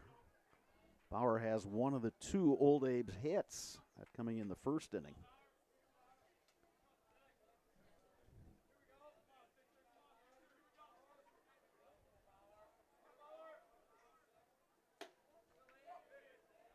Good pitch, fastball, just on the outside black, just missed. Yeah, I'm sure there are plenty of studies done about what's the optimum light temperature for scoreboards. Well, and the strange thing about this park is that sun just comes beaming down into the right field and in the center. Good pitch. Brazina strikes out Bauer. A couple of Ks in the inning for Sam Brazina. 3 complete here at Carson Park. Chippewa Falls coming to bat, leading Eau Claire Memorial 2-0. You're watching Big Rivers Baseball on Zaleski Sports. Get more sales, more customers, more employees, more community support. Let Zaleski Sports help you today. Our advertising rates are less than what you have in your pocket now. People just like you watching this broadcast are your next customer or team member. Plus, you'll have the satisfaction of making sure that our light continues to shine on these student athletes. Use the phone in your hand.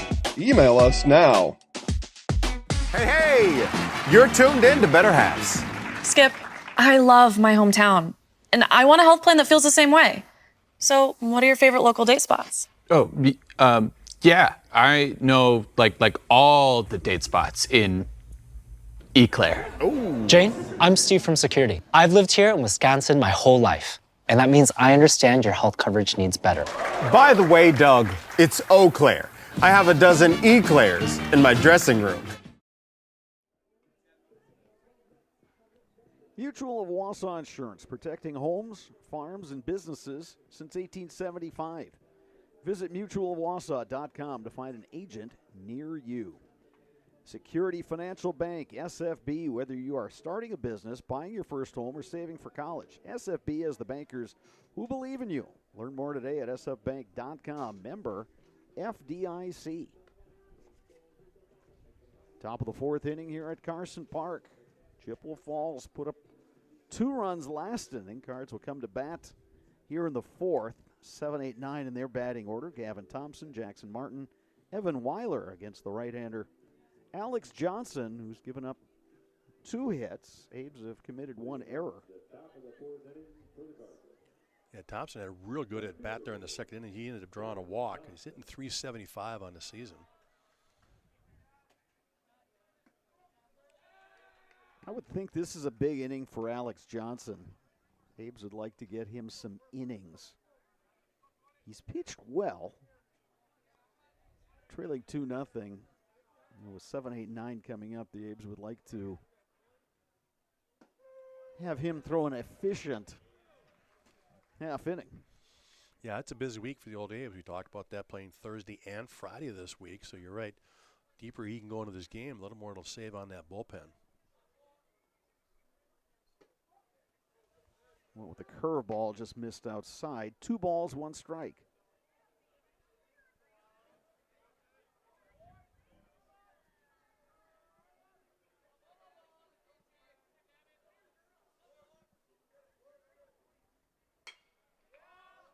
Popped up on the infield. Third baseman Ryan Reisman calls for it, and it pops out of his glove. Wow, you don't see that often. He even used 2 hands and everything. Like you said, just bounced in and out. He's looking at his glove right now and wondering where that spring is. He called it right away, and he was backpedaling. The shortstop Buer was there as well, but that's a play that Ryan Reisman would tell you he would make that in his sleep.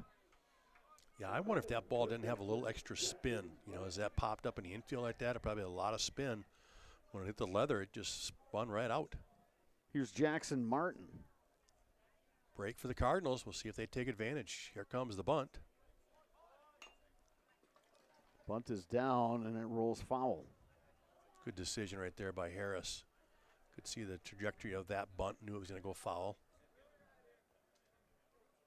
Yeah, it's an overcast day here at Carson Park. Fielders do not have to worry about the sun.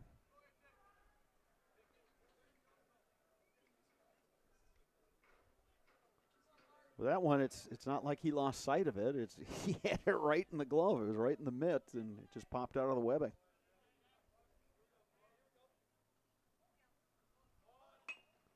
Bunt is down.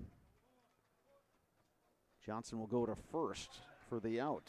Again, the Cardinals with the great execution. They are 3 for 3 on bunts today. Great job playing small ball. That's the stuff you've got to do come playoff time, and they're showing they're ready. Yeah, it's a good point, Sparks, because that's an aspect of the game that gets overlooked sometime, and it would seem to be one of the easiest things to do is put a bunt down. But in a pressure-packed situation, it's not as easy as it looks. Yeah, especially come postseason, right? I mean, we've talked about how close all those games are probably going to be, and who knows who's going to come out of there. Well, you need to be able to execute. You know, it might be a 2-1 game or a 3-2 type of win you're looking for, and you've got to be able to execute those plays.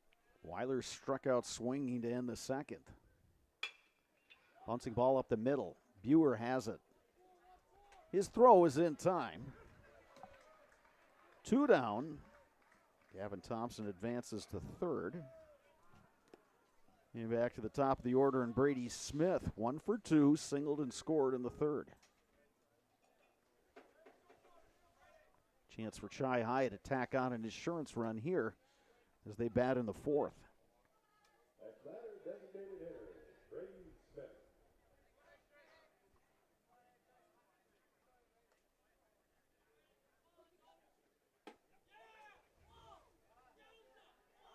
Yeah, Brady Smith's gone to the right side, both at bats. He lined out to right field, and he also hit a ground ball through the hole on the right side. So they're working him in. Abe's playing the infield back with 2 outs. Ball on a strike now to Smith. Yeah, good slider again. Evens the count up.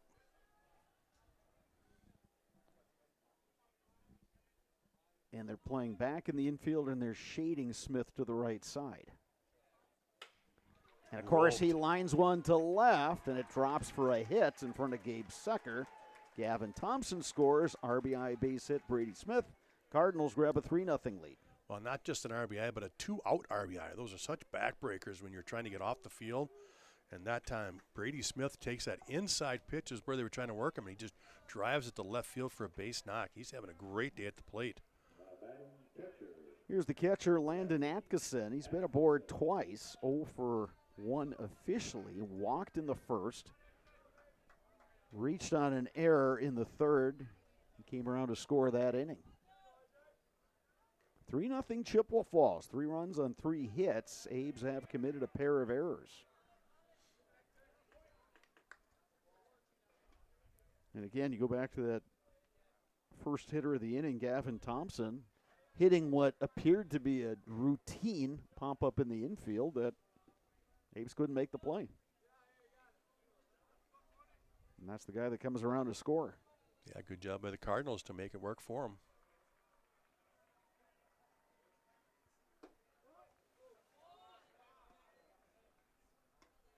That one must have been just a bit high. 2 balls, no strikes.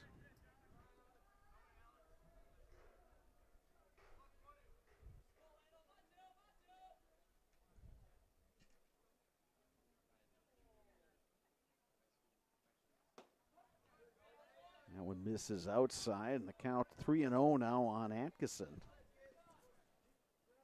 No activity in the old Abe's bullpen as yet.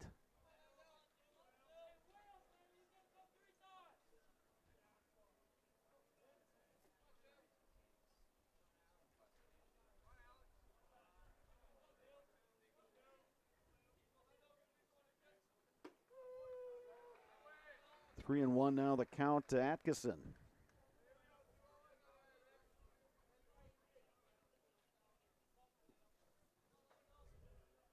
Outfield medium depth and left and center. Right fielder Ankeny up a bit.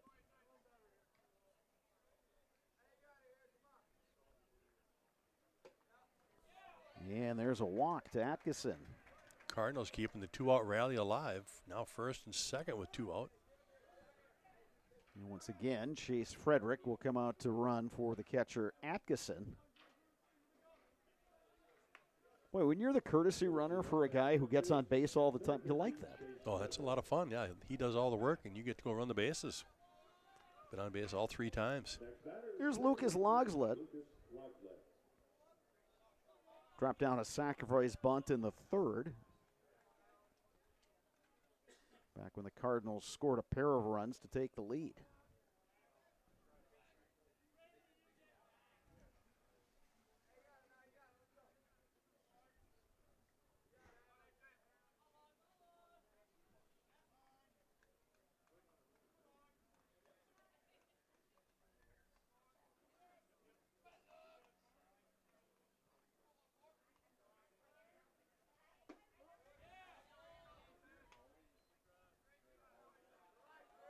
One ball, no strikes.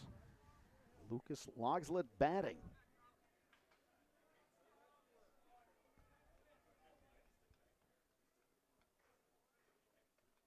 Two on, 2 out for the Cardinals, who lead at 3-0.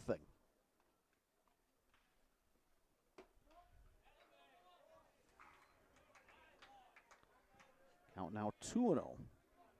Yeah, if you're the Cardinals, this is what you want right here. You got your leading hitter. He's hitting .403, 2 outs, 2 on, and he's ahead in the count, 2-0.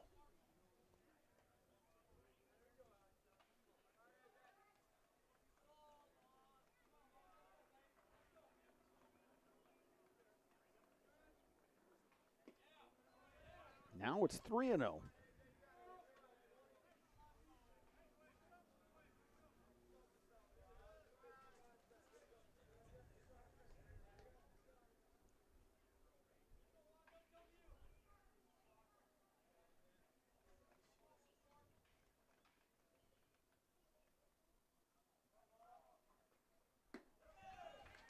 And it's a 4-pitch walk to Lucas Logslet, and they are loaded up for Brecken Bovier. Yeah, and the old A's pitching coach, Jeff Janet, will come out here and have a little discussion. Kind of struggled here all of a sudden with 2 outs. That base knock scored the RBI, and he's gone back-to-back walks. And that walk right there, he really wasn't close on most of those pitches. Are you seeing anything mechanically from Alex Johnson? Is this a release point issue? Yeah, tough to say, I guess. You know, that's why Coach Janet makes the big bucks. You know, you can figure that stuff out. Trust me, he was my pitching coach, and I left it all to him to figure that out. Of course, he also got the blame when it didn't go well. So, right, you know, I could stay out of it. That's the flip side of that. Yeah, exactly. No, he's just probably going out there to settle him down right now. All of a sudden, you get in that situation where you're not just at 15 pitches, probably up there. You know, he's probably at 25 or 30 for the inning, so you get a little fatigue, and when you fatigue, that's when you kind of lose your release point. So here's a chance for him to just go out there, have a little discussion, let him catch his breath, and reload and reset, and here we go. Start all over again. Well, and here's the other thing too, Spargs. You got a guy like Alex Johnson. You're going to depend on him in the postseason. So you want him to be a confident pitcher going into the playoffs. Yeah, he's been very reliable these last few weeks. Like you said, all of a sudden he's earned that starting spot. So, going back to what you said, you want him to have a good outing and feel good going into next week. Brecken Bovier struck out in the 1st, delivered a 2 RBI single in the 3rd, and now he's got the bases loaded with 2 outs. Yeah, Bovier's got a chance to really bust this open. If he finds a gap, it's going to score at least 2.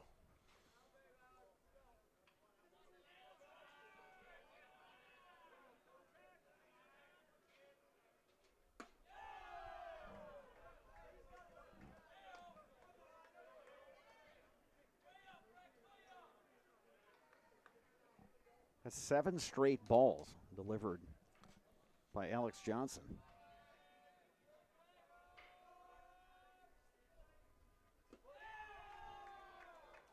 Yeah, and the struggles continue because, again, none of those three were even really competitive. You didn't even have to offer. You could tell kind of right out of his hands it was not going to be good. So now he's got to battle back here with bases loaded.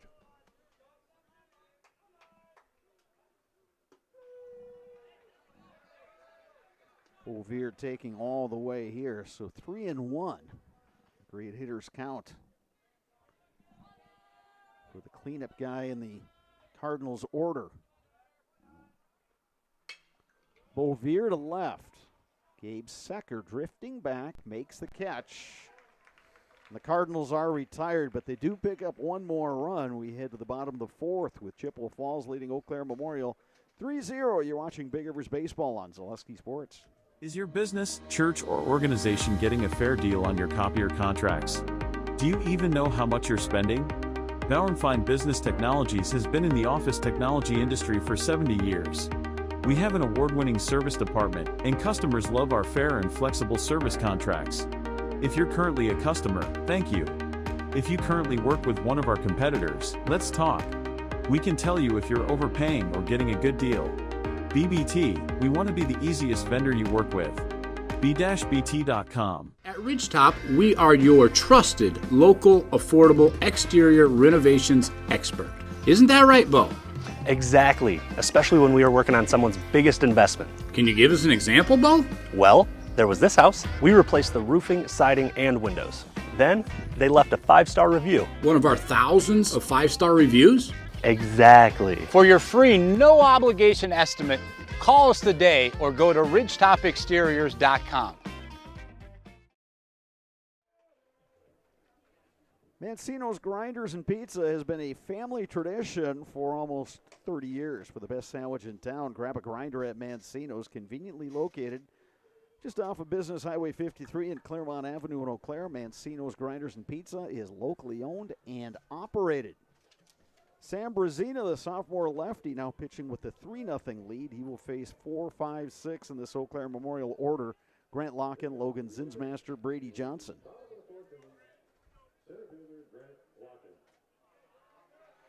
Yeah, if you're Brazina, you just want to keep pounding that strike zone.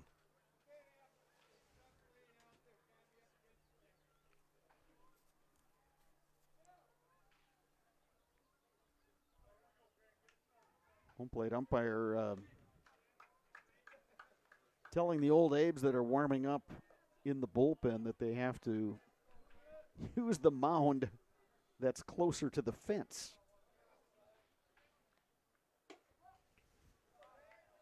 Have you seen that before, Sparks? No, I'm assuming just because he knew there was only one pair warming up, so just get him over further away from the foul line. But yeah, if he had two, you'd have to use that second mound anyways.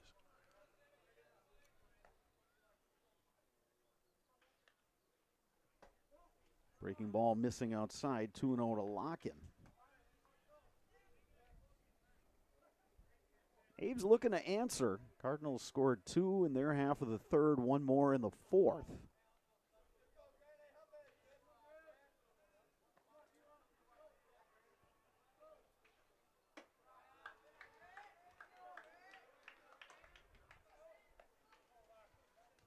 Abe's have 2 hits. They've left 3 base runners on. Best chance to score came in the second.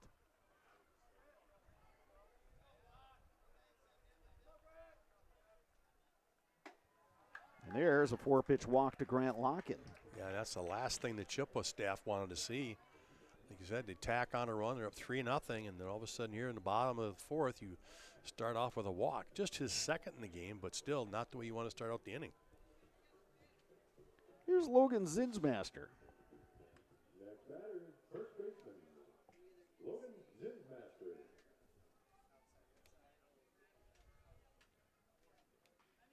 Zinsmaster walked in the second.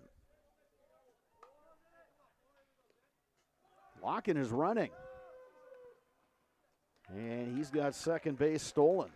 An aggressive play right there, especially with the lefty on the mound. Boy, you're up 3-0. If he gets picked off, that's a little silly move, but he went on first move and beat it easily. Yeah, I think that maybe is part of the logic, Sparks. I don't think anybody's expecting him to go, and he went. Yeah, very true. He hasn't looked over there much at all when they've had runners on. 0-1 the count to Zinsmaster.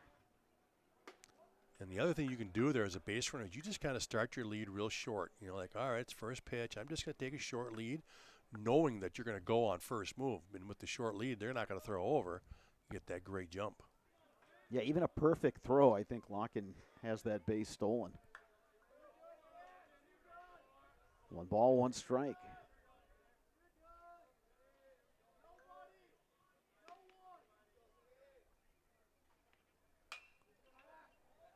Zinsmaster fouls that one off. 1 ball and 2 strikes.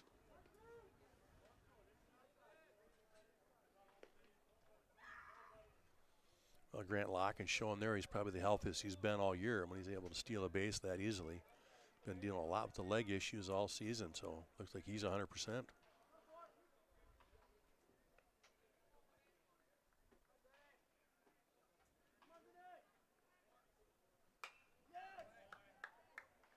And when you get a player like Locken who brings the speed dimension to the offense, that really opens things up. Well, yeah, we've talked a lot today about the fact he used to be the leadoff hitter, and that's exactly why he was a leadoff hitter, because he could steal you a base. Well, fortunately for this inning, he is the leadoff guy here in the bottom of the 4th and finds himself on second base after a walk. 1 ball, 2 strikes.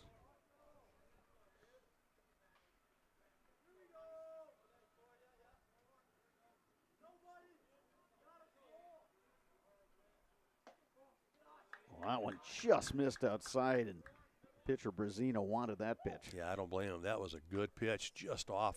Blues. Chip was asking where it was, and Blue just said, yep, just a little out.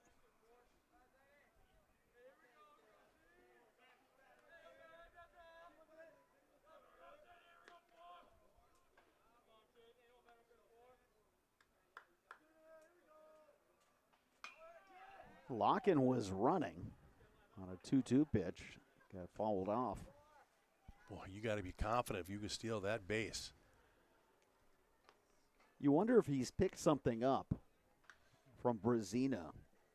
Yeah, you're already in scoring position with nobody out. If all of a sudden you take off and get thrown out at third, that's one of those cardinal sins, getting the first out at third, especially when you're down 3-0.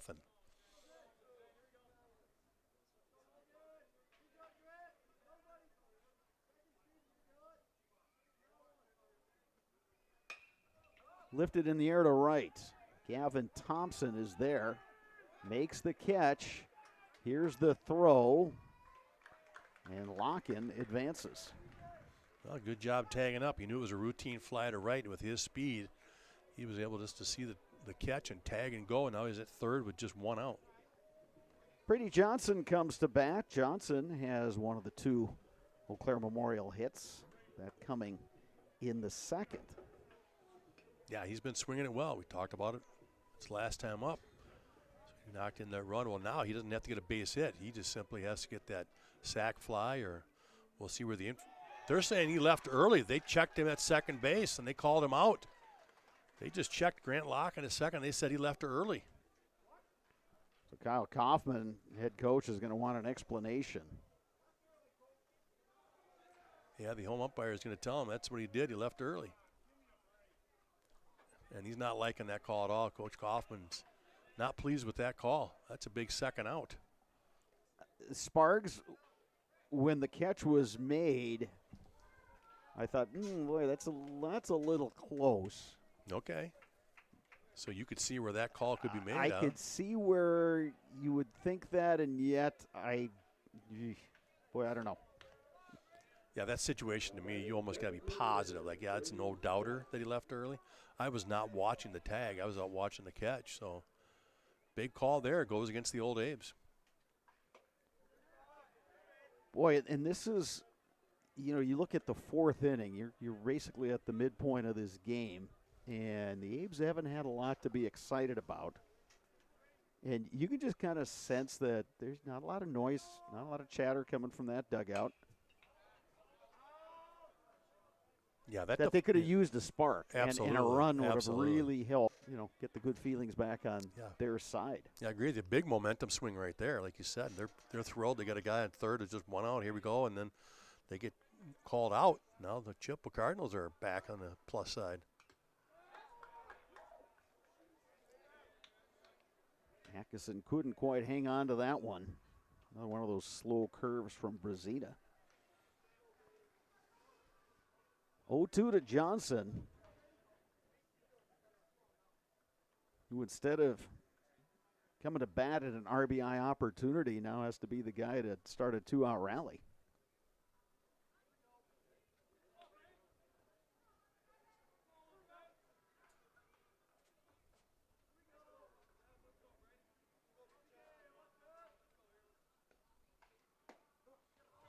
That one misses outside, 1 ball, 2 strikes. Yeah, but a competitive pitch, you like that. Again, fastball just off the edge.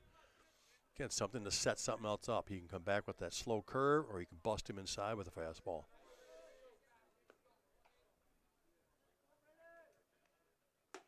Swing and a miss. Brazina's fired up. The Old Abe's are retired in the bottom of the 4th. 4 complete here at Carson Park. Your score, Chippewa Falls 3, Eau Claire Memorial 0. You're watching Big Rivers Conference Baseball on Zaleski Sports. ZaleskiSports.com has leveled up. Go to ZaleskiSports.com and choose your favorite schools for easy navigation. From the homepage, choose your school to see team records, upcoming schedules, and past results. Use the video icon to launch the next broadcast. Use the arrow icon to watch any previous broadcast. See the full weekly schedule too. Level up at ZaleskiSports.com. Welcome to Bruce Orthodontics, where we provide comprehensive orthodontic care to patients of all ages. We are now accepting new patients, and we accept most insurances. Orthodontics is much more than just a job to me. It is my passion and my life. What separates us from other orthodontists is constant continuing education for myself and my staff, compassion, and dedication. Here at Bruce Orthodontics, we change lives one smile at a time. I'd love the opportunity to meet you and transform your smile. Call us to set up your free consultation today.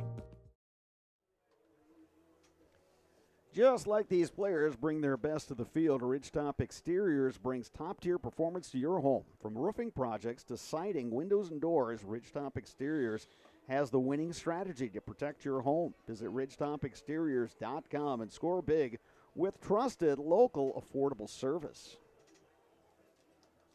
Alex Johnson remains on the mound for the Old Abe's. He will face 5, 6, 7 in this Chippewa Falls order.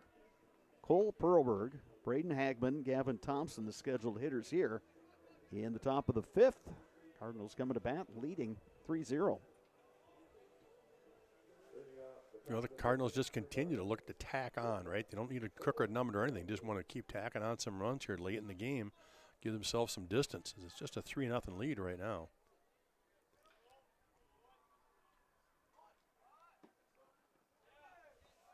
Perlberg shows bunt, pulls back, takes a ball. Sparks, you used the word consistency when you talked about Chippewa Falls this season, and we're seeing this on display today.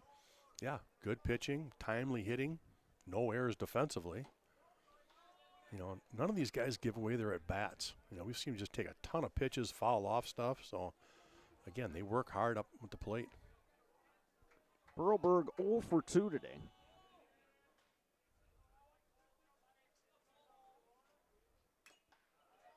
Big hack there on 2-0. Yeah, he was sitting on that fastball.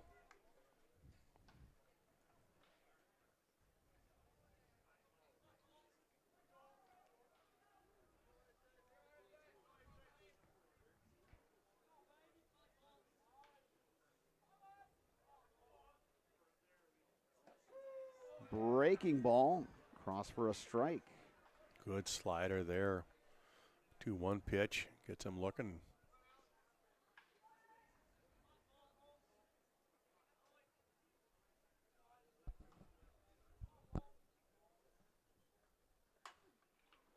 Popped up, backing up. Buer makes the running catch. 1 down. Yeah, good pitch there by Alex Johnson. Got in on the fist, jammed him up. Lazy pop up to the shortstop that time. Good break by Buer. Ran that one down in shallow left center, and here is Braden Hagman. Hagman 0 for 1. He was hit by a pitch to reach in the 2nd.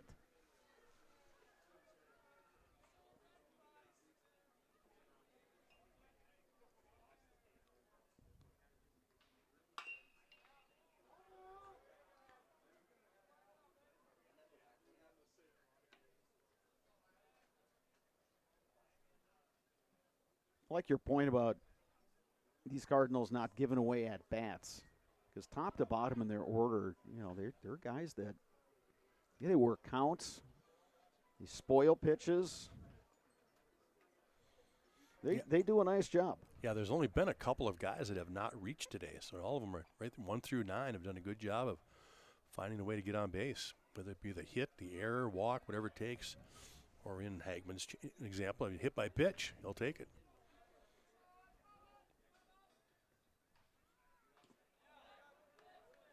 Now one misses low. It's 1-1.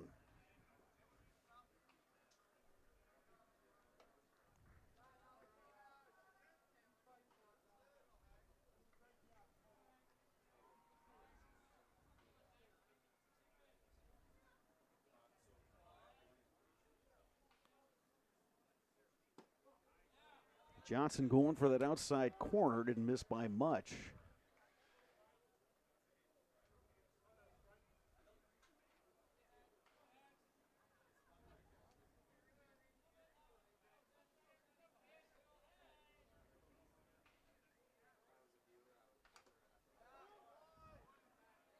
Two and two now to Hagman.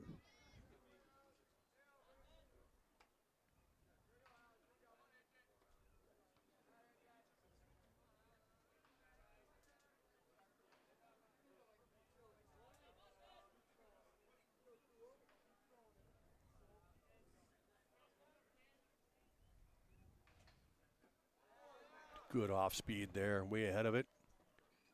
Harris will throw down to Zinsbasser to complete the strikeout.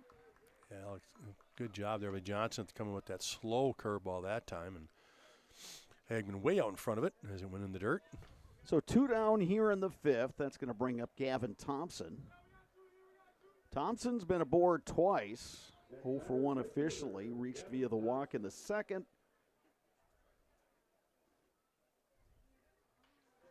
Then an error allowed him to reach in the 4th. He later came around to score, and he delivers a solid base hit right up the middle. Well, you said it, real solid. Sitting on that first pitch fastball, he just lines it up the middle. That'll bring up Jackson Martin. Bounced out in the 2nd. Put down a sacrifice bunt. That factored into that single run the Cardinals picked up in the 4th inning. At bat, third baseman Jackson Martin.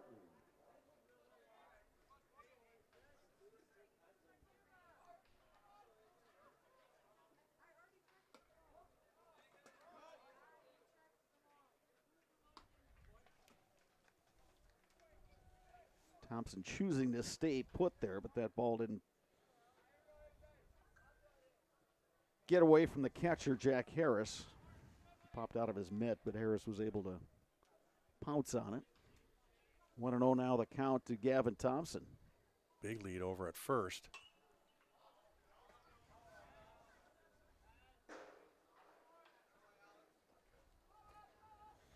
Cardinals have had a lot of runners on base, but they have yet to even attempt to steal.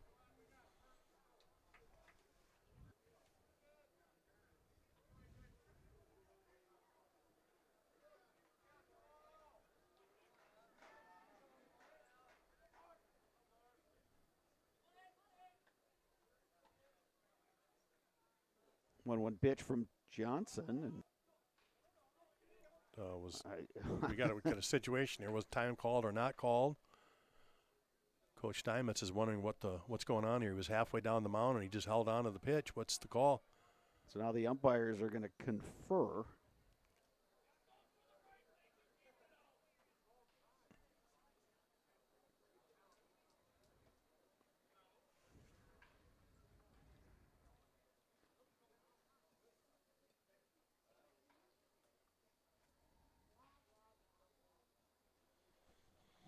So it looks like time was called by the hitter, Martin, that time. And Johnson could see that, so he was assuming that he was going to get offered the time, and Blue didn't give it to him right away. But Blue's going to let that go and say, well, I would have called time, and so since you stopped, we'll give the time instead of the balk. It's a 3-0 game. I mean, it's not like, it's 9-0 or anything like that. There's still a chance of Memorial's going to have 3 more at-bats. Yeah. Stamets not liking the decision they've made here. And crowd's starting to get on everybody here.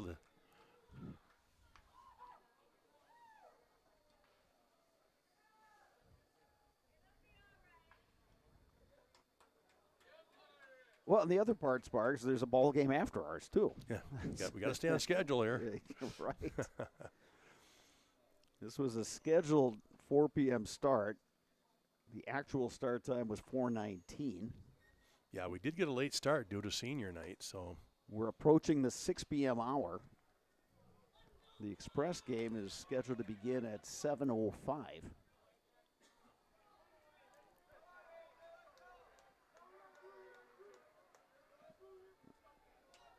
So the situation will be this.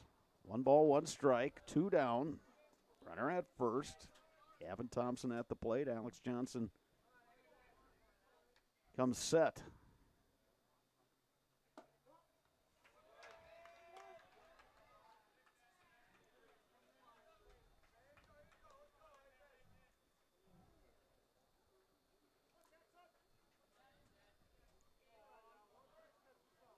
Good hit and run count here. You got 2-1 with 2 outs.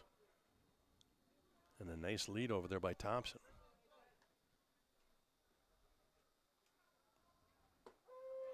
Here's a strike on the corner. 2 balls, 2 strikes. Another good hit and run situation, Sparks. 2-2. Yeah, you can steal. It's just straight steal. I just like his lead over there. Thompson's got himself a good one over there.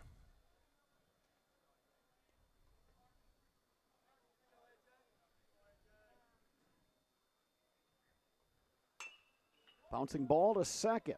Big hop for Bauer. And the Cardinals are retired, top of 5. Old Abe's coming to bat when we return. You're watching Big Rivers Baseball on Zaleski Sports. Get more sales, more customers, more employees, more community support. Let Zaleski Sports help you today.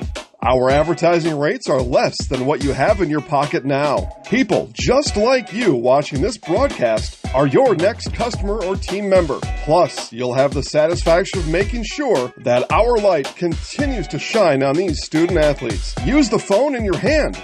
Email us now. Hi, I'm Josh Sparks, owner of Infinity Exteriors. 9 out of 10 roofs can't pass a simple manufacturer warranty inspection, meaning 9 out of 10 brand new roofs have no warranty. Infinity operates on principles instilled in my Marine Corps service: honor, courage, and commitment. Infinity is meticulous craftsmanship, unbeatable quality, and always at the best price. Infinity buys more, pays less, passing those savings directly to you. We're booking new roofs, siding, and windows. Call today. Bruce Orthodontics provides comprehensive orthodontic care for patients of all ages. They are now accepting new patients at their Marshfield office, and they take most insurances.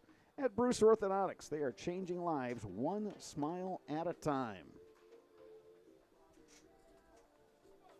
Bottom of the order for Eau Claire Memorial, 7-8-9, David Ankeny, Ryan Reisman, Blake Buer.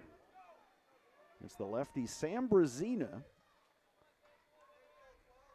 Cardinals a couple times have had guys up and warming in the bullpen, but Brazina remains on the mound. Yeah, he's only gotten in trouble once, and that was in the 2nd inning, and he worked his way through that one. He has been sharp for the most part. Ball and a strike to Ankeny. Ankeny struck out swinging in the 2nd.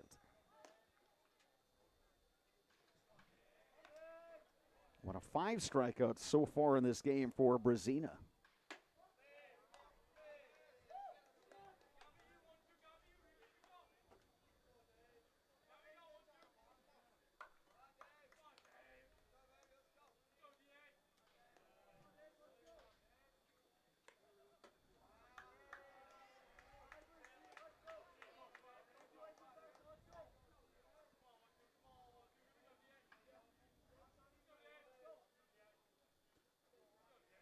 Brazina has walked a pair of hitters.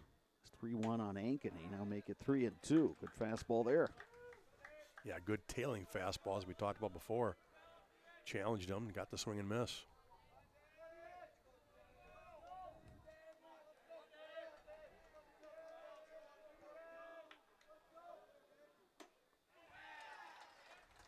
And Ankeny down on strikes. That's exactly what Coach Steinmetz is looking for. Get out there on the mound and just go after these guys. Come with the fastball. If they hit it, they hit it. But you got to make them earn it. Here's the third baseman, Ryan Reisman. Hit it well in his at-bat's second inning, but flew out to the warning track. Braden Hagman making the catch out there.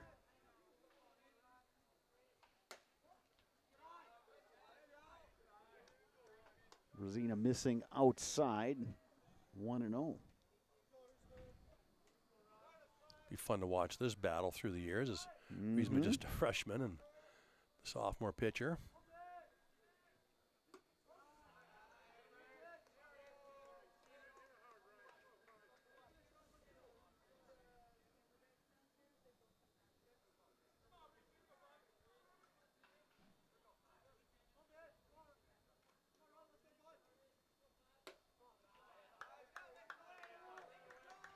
Three 3-0 now. The count to Ryan Reisman.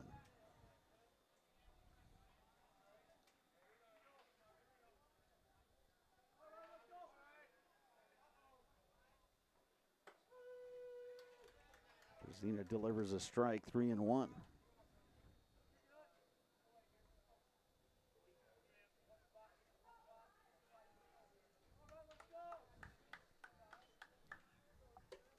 And there's a walk to Reisman.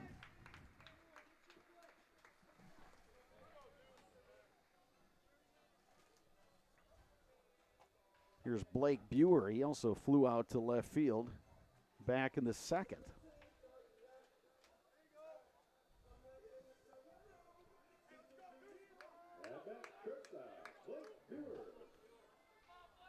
Third baseman Jackson Martin got 1 foot on the grass.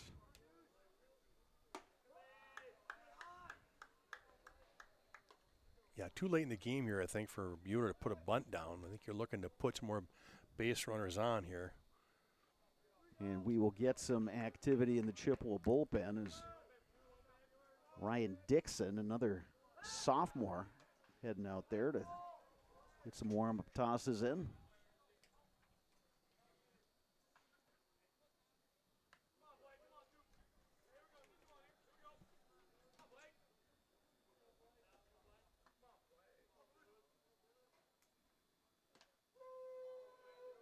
There's a strike to Buer. It's 1-1. Another good pitch right there on the outside corner. Abes have had base runners every inning except the third when they went down in order.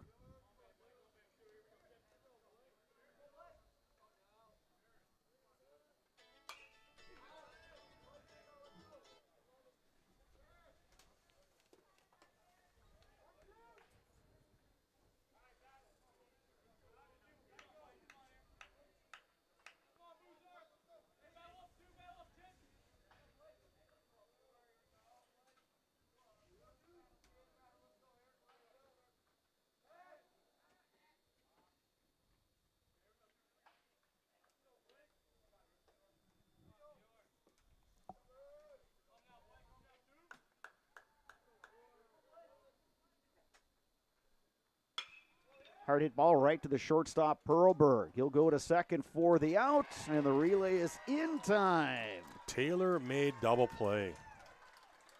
6-3 double play. 5 complete here at Carson Park. Chippewa Falls leading Eau Claire Memorial 3-0. You're watching Big Rivers Baseball on Zaleski Sports. The biggest name in streaming and the biggest name in Wisconsin high school sports broadcasting are now in the same place. Download the Zaleski Sports app on Roku today for easy viewing of your favorite high school sports. Find games by season, sport, or school, then sit back and enjoy. Download the Zaleski Sports app on Roku today. You're tuned in to Better Halves. Mike, what are you looking for? Skip, I'm not getting older. I'm getting better. I still got big plans for my life and my Medicare. I know exactly what you want from Medicare. Same as all the other guys. Me! Hey, Mike, I'm Sheila from Security, and I'm just like you. In fact, I'm from your neighborhood, and I've got a Medicare plan that treats you like you. Did it just get better in here?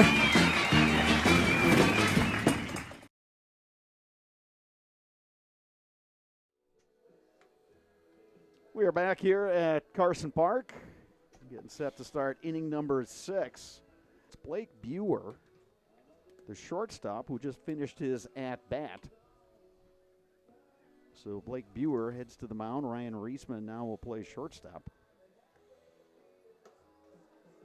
Now, Buer had a chance to pitch on Saturday, if I'm correct, right? I would have to go back to my notes, Sparks, which I have left at home. He either threw Friday or Saturday, because I was talking to the coaching staff that they were pleased at how well Buer had thrown his last outing, so I'm not surprised to see him come in this situation here. If my memory serves me correctly, it was Saturday. Okay. But you're right, yeah, he threw well. Threw strikes, mixed his pitches, worked fast.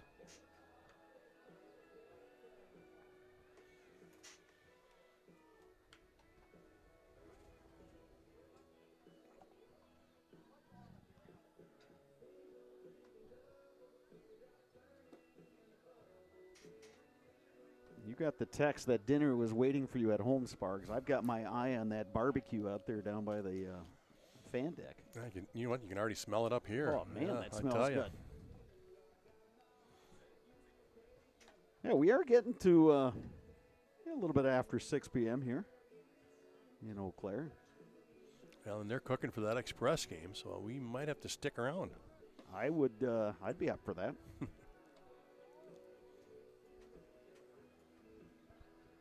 Looks like the Chi-High junior varsity has arrived. Well, that was a quick game for them then. I'm going to guess they started right at 4 p.m. Well, that too, but they've also got to travel over here. That's still going to be a quick outing over there. Yeah, exactly. So here's Weiler, 0 for 2. Facing Buer for the first time. Yeah, I showed bunt, but he was taken all the way.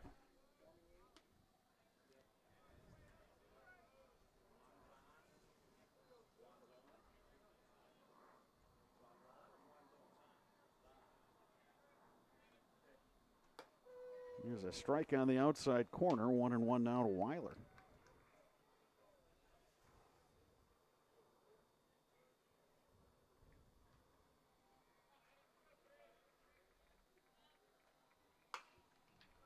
Grounded to first. Scooped by Zinsmaster. He'll take it himself. One down here in the top of the 6th. Yeah, you want to talk about short memories. Buer, you ground into an inning-ending double play, and then it's like, okay, go take the ball and head to the mound. Yeah, you're right. Exactly it. Right? You got to turn the page. Like, okay, I'm disappointed I grounded out to that, but I got to take the mound and keep us within 3 here. Got to shut the door. Here's Brady Smith. 2 for 3. A couple of singles, run scored, and an RBI. Well, we know Buer's got a good arm from shortstop, and obviously that is reflected here on the mound, too. He's coming with some good velo.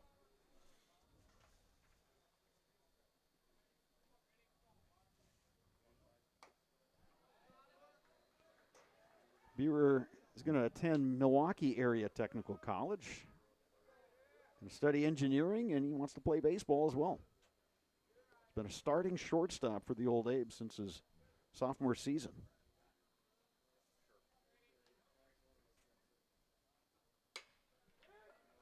Smith to right center. Coming on is David Ankeny to make the catch. 2 down here, top of 6. That'll bring up Landon Atkinson. Pair of walks, also reached on an error. Came around to score a run in the 3rd when the Cardinals put up 2 runs. 2 in the 3rd, 1 in the 4th for Chi-High. Lights are on here at Carson Park on this overcast day.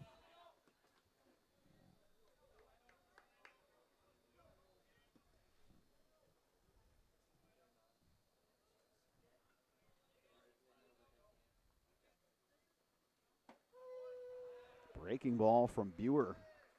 Cross for the strike. 1-1 now. Cardinals catcher Landon Atkinson.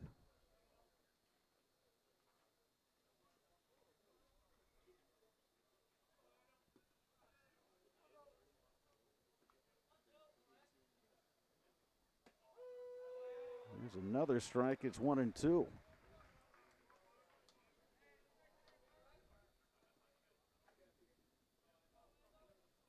You were trying to get the first 1-2-3 inning for the old Abes.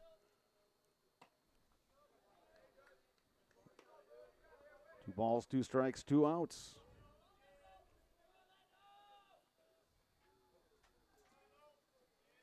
Getting late here at Carson Park.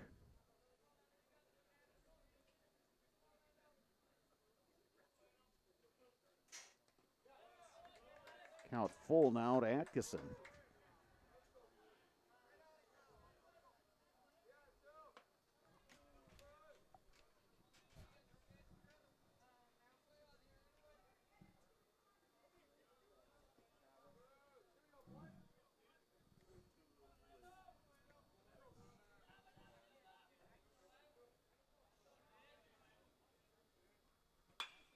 Rip to left.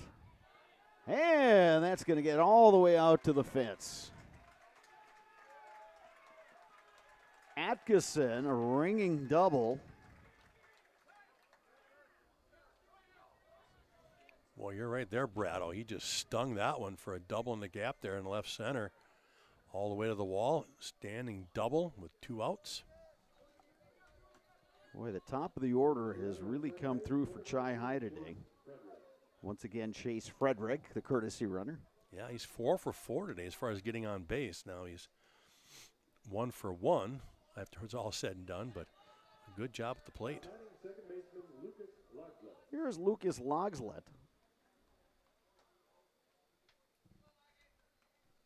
And the rain has begun to fall here at Carson Park.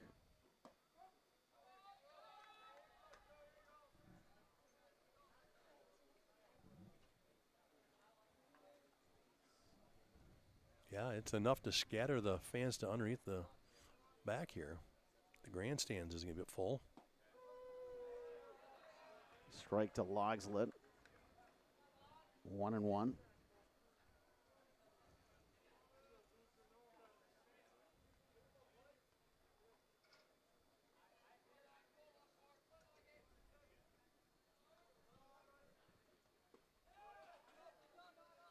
Good scoop by Jack Harris, who was trying to deke the base runner there. Yeah, he actually was. You're right. Took that backhand and pretended like it was going back to the backstop, but good base running out there. Didn't fall for it.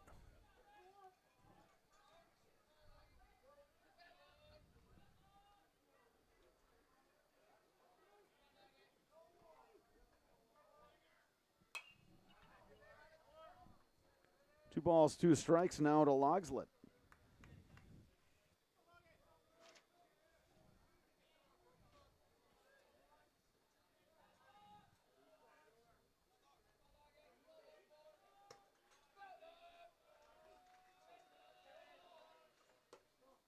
That one inside, and the count is full.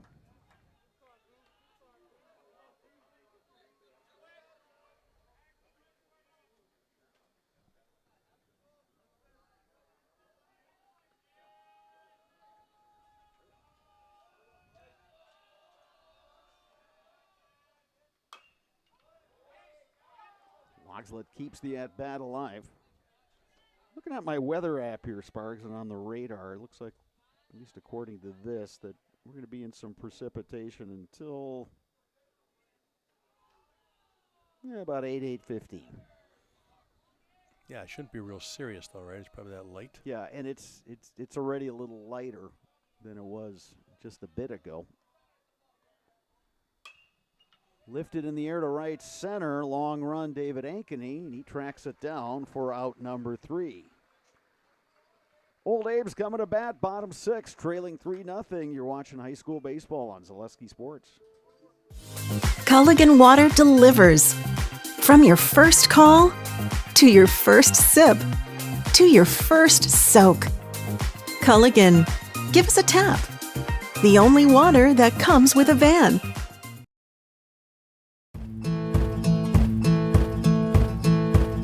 From humble beginnings in 1904, the Wheatrick family has grown Grassland Dairy Products into one of the largest processors of butter in the nation.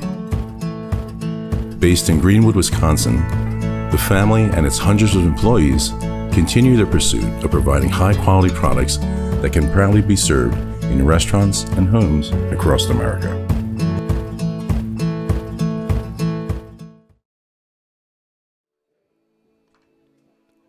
New pitcher for Chippewa Falls. It's going to be the sophomore right-hander Ryan Dixon, taking over for Sam Brazina, who delivered a quality start for the Cardinals. Brazina going 5 complete innings, allowing no runs on 2 hits, 5 strikeouts, 2 walks.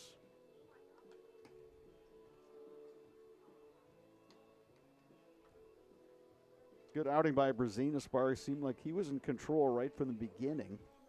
Yeah, and I think Abe's threatened at times, but just couldn't get the big hit up to this point. Yeah, and I've even got him for 6 strikeouts for the game. So, yeah, he was just solid. Got in a little bit of trouble here and there, but made good pitches to get himself out of those situations. And he threw 5 shutout innings, just giving up the 2. You are correct. Yeah, that's a first. 6 strikeouts and 1 walk. Nope, 2 walks. Well, the sophomore Dixon comes in, and he's got an ERA of 2.4 on this season. He will face the top of this Eau Claire Memorial order, Gabe Secker, Jack Harris, Ian Bauer. So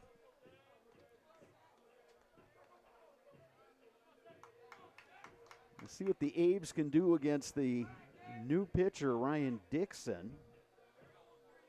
Yeah, he's got 20 and a third innings in on the season.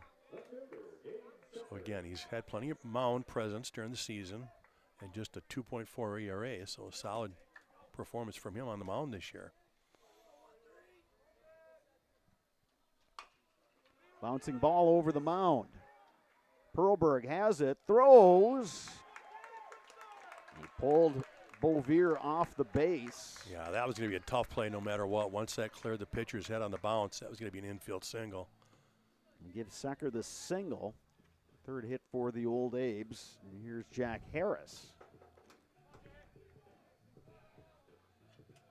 In a game that has not had a lot of Eau Claire Memorial highlights, here's the reality, Sparks. If Harris gets on, you got the tying run coming to the plate.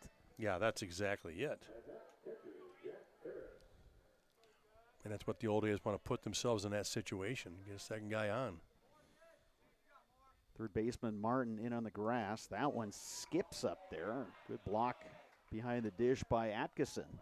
Yeah, he wants to change the baseball. That one might be a little wet, like we just talked about. It's been raining.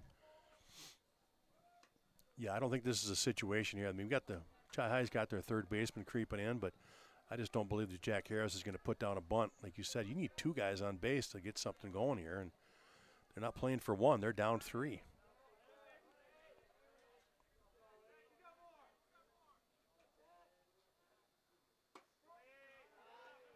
Harris takes one upstairs, 2-0.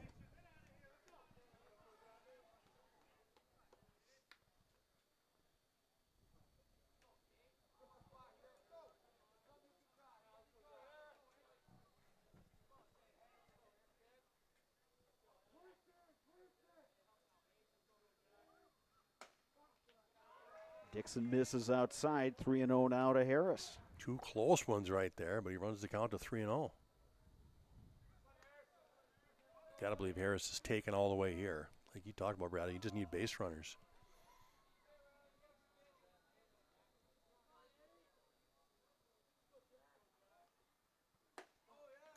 And there's a 4-pitch walk to Jack Harris. Abes will bring the tying run to the plate with Ian Bauer coming to bat.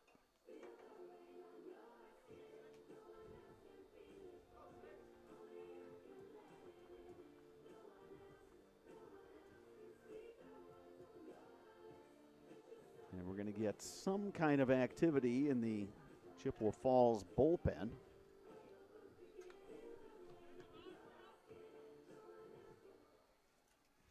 Well, the Abe's get their first two and get on board, and now they're bringing up their hottest hitter, Ian Bauer.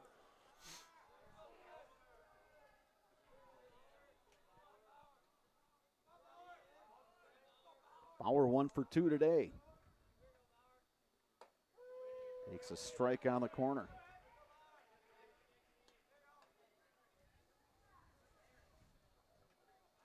For Ian Bauer right there, that's a good take. That was a tough pitch on the outside corner. You're looking for that first pitch, something you can do a lot of damage with, and that was tough. He couldn't do much with that pitch.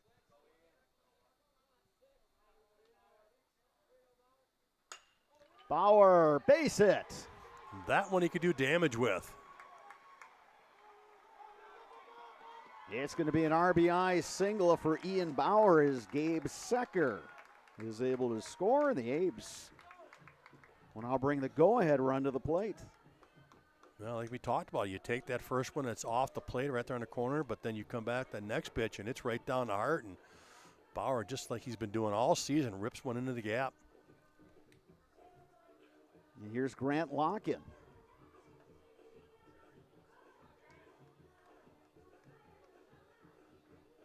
Still nobody out.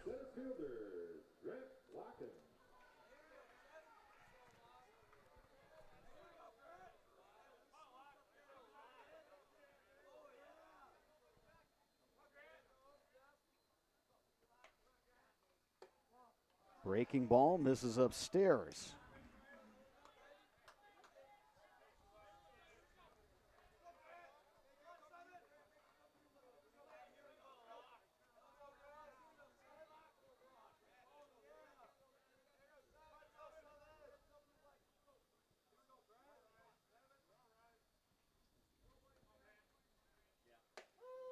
Dixon delivers a strike. 1-1. Good pitch there. Yeah, sure was. Good fastball. Had a little extra on that one. Catching that outside corner. It's 1-1.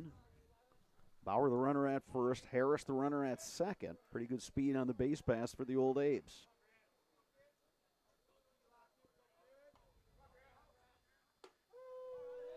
Breaking ball drops over. Another nice pitch from Dixon.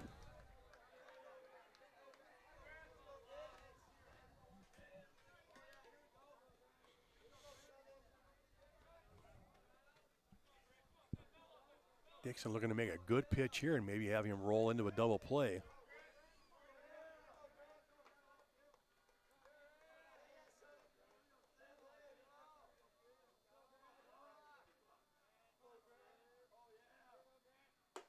That one misses outside. 2 balls, 2 strikes. The count to Grant Locken.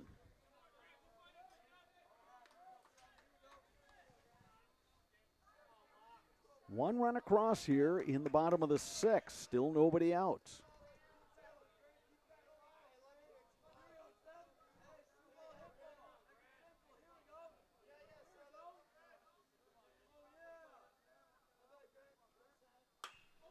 Rip to left.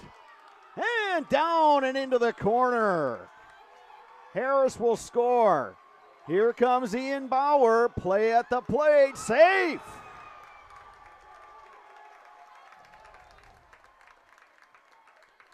The Old Abes have come back to tie it. Well, we talked all game about the advantage of having Grant Locken back in the lineup just defensively and how he can steal a base here and there. They moved him down to the 4-hole. Well, why did they move him down to the 4-hole? For that, right there, 2 men on. He just rips a double down the line, scores 2 to tie this up. Started with the single by Gabe Secker, then a walk to Jack Harris. Ian Bauer delivered an RBI single, then Grant Locken knocking in a pair with a hard hit double to left field. Just like that, 4 hitters into the bottom of 6, and it's all tied at 3. Zinsmaster's coming up here. You still got nobody out and a runner on second. I would not be surprised if he isn't asked to bunt in this situation. Got to get that winning run over there, or the lead go-ahead run in the 3rd with just 1 out. Yeah, Zinsmaster has swung a pretty good bat, especially of late, but then you've got Brady Johnson, David Ankeny, Ryan Reisman. You might be inclined to take your chances and move that runner Locken over to 3rd. Yeah, if you can get him to 3rd base with just 1 out, the Cards are going to have to play their infield in, so they'll have to come up and Well, anytime you play your infield in, you pretty much add 100 points to a batting average just by having to play in. Boy, this game was in the favor of the Cardinals. They put up that 2 runs in the third, and they had that other run in the fourth, and they're kind of sailing along. They had the 5 shutout innings from their starter, Sam Brazina. Now Ryan Dixon having to face that top of the Eau Claire Memorial order, and the Abes have come through. Well, that might be why the Cardinals even made that decision, right? The top of the order coming up third time around, like, well, let's make them see a new face out there, a new arm. But the Cards unable to control the 6th inning, and the old Abes have tied it up. First baseman Bo Veer well in on the grass. Throw to third. Safe. Again, a gutsy move. Boy, you get thrown out at third there, and it is a whole new ball game. The unfortunate thing there is that Blue's unable to see if he came off the bag just again in that position of where he's got to make that call. Boy, Heck of a job by Locken to try to swim away from that tag. Well, I'll tell you what, as a coach, though, I don't like that move. That's too risky right there. Now the infield is in. Yeah, we talked about they'd have to play in. But the old Abes get away with it as they steal third. Now they've got a couple chances to get them in.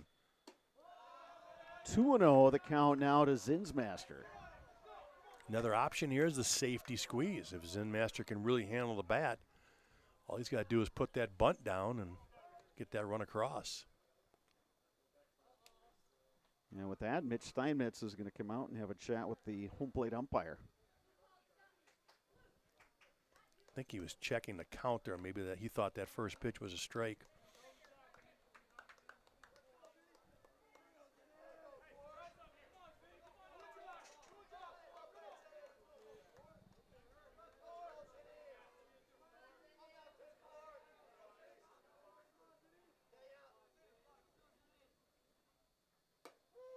Zinsmaster takes a strike. How about that? 2-0 curveball.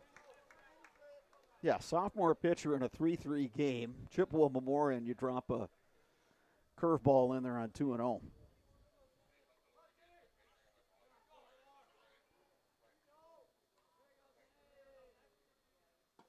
Another curveball for a strike. Tough, back-to-back. I mean, you don't blame Zinsmaster for taking those, right? You're in head to count 2-0. You're sitting fastball, and he drops 2 curveballs in there.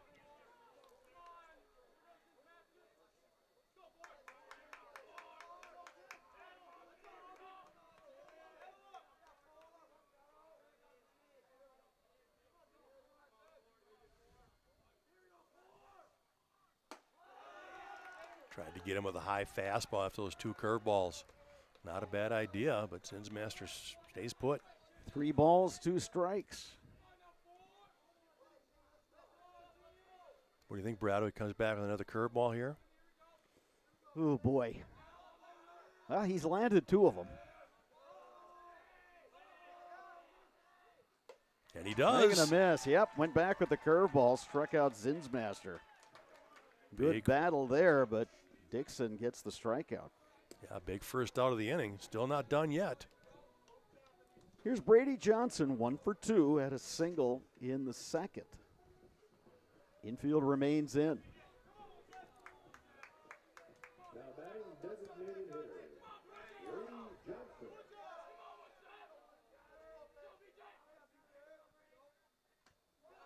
That breaking ball misses outside, 1-0.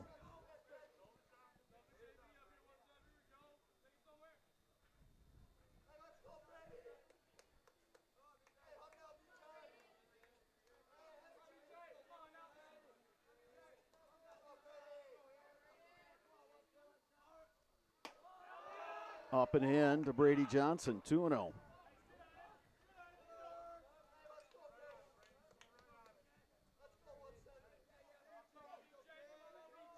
Locking the runner at third. He represents the go-ahead run.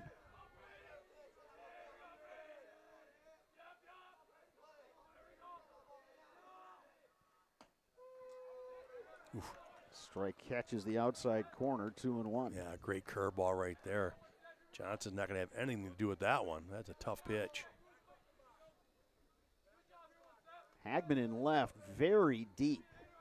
Weiler in center, playing shallow. Same story with Thompson in right.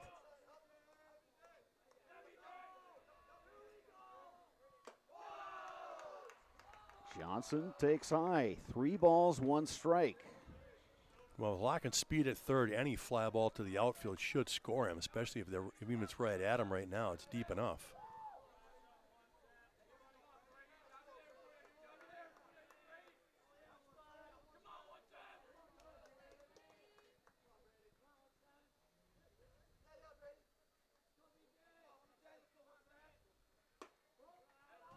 And it's a walk to Brady Johnson.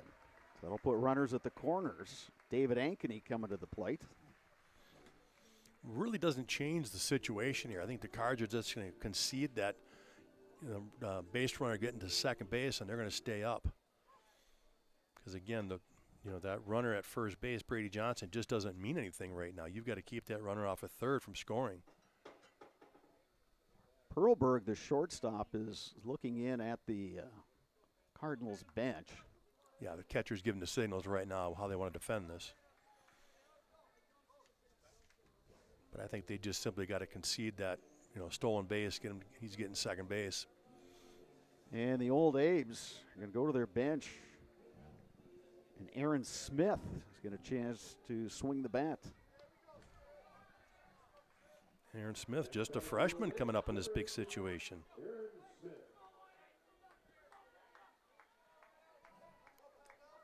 So Aaron Smith to bat for David Ankeny, who is 0 for 2 with a pair of Ks.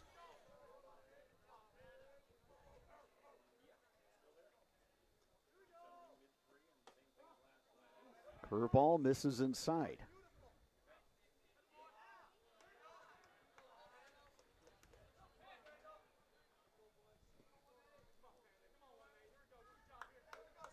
Well, the Cardinals are conceding second base, so it'll be interesting to see if Johnson wants to take it.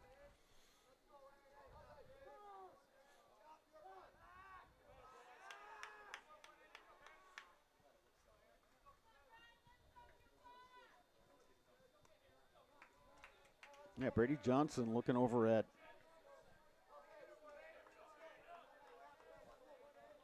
head coach Kyle Kaufman, who's also given the signals from that third base side coach's box. 2-0 now to Smith. Well, he might be taking the same attitude, right? Well, they're not going to turn 2 here. They're going to try to cut him down at home.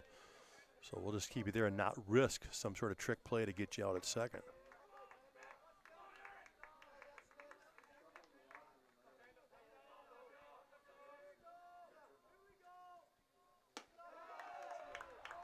Smith takes high, 3-0.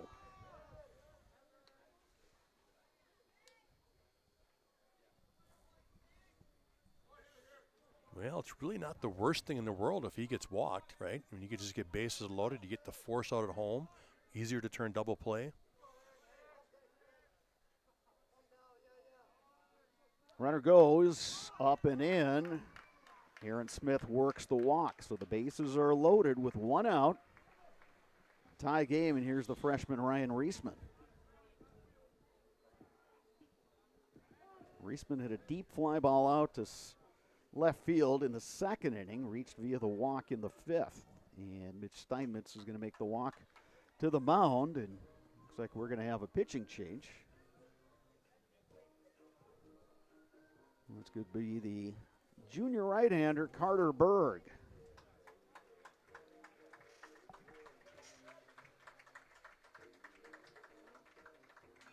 A little different situation for Chi High. We've got they'll have the return game with Memorial Thursday up at Casper Park, but they don't have to play Friday like the Abes do. They have that makeup game with New Richmond here at Carson Park, so you can use more pitchers and then get things squared away for next week, when Chi High will open up the postseason on Tuesday, June 3rd at home, 5 p.m. game with Marshfield. We're going to have a pinch runner here at first base, too, for the Old Abes.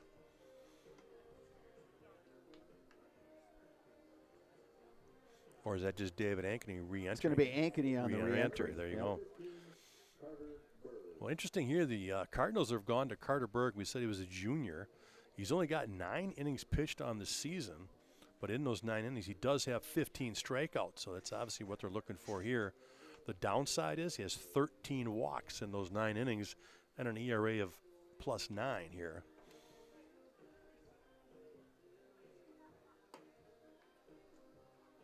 So a tough situation to come on here for Carter Berg. Bases loaded and just 1 out. And a light rain continues to fall, and that's just one more thing to think about when you're a pitcher, is you may not have the same grip on the baseball that you did when this game started. Yeah, you got to make sure you got that dry baseball every time you're ready to go. So David Ankeny, the runner at first. Brady Johnson's at second. That's Grant Locken remaining at third. Grant Locken with the big hit so far this inning. He had that double to score 2 and tie the game up. Reisman now the shortstop for the Abes after Buer came in to pitch.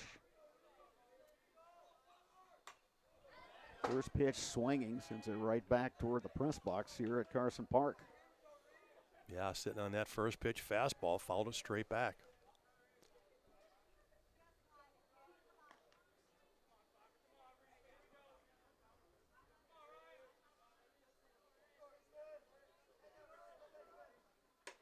Swing and a miss. Good fastball from Berg.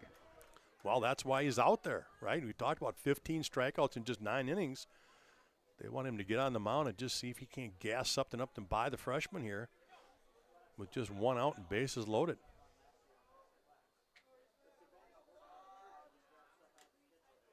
Foul tip, and the catcher Atkinson hangs on.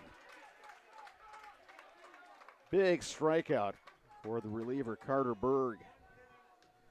Now we got a pinch hitter. We got the lefty Aaron Gunlack and a pinch hit here for Buer.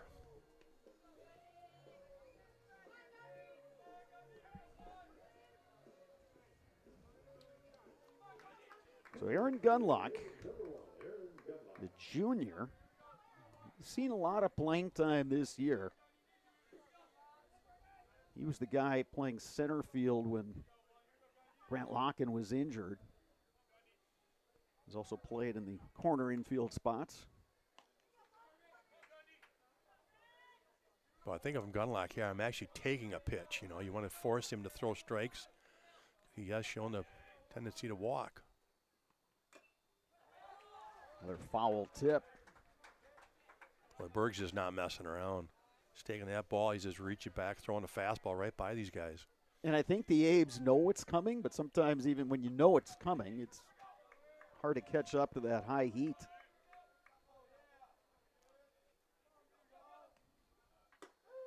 Now it's 0-2.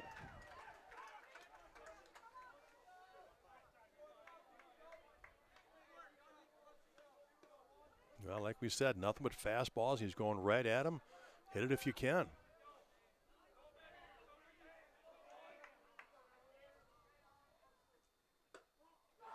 That one off the plate. And it was. Good couple inches off the outside, but again, a quality pitch.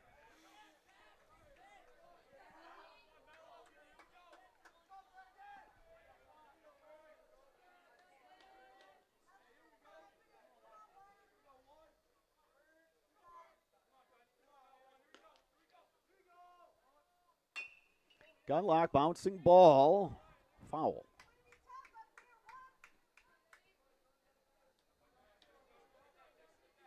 Good approach by Gunlock trying to take that fastball the other way. Yeah, good job of 2 strikes, right? You got to put it in play.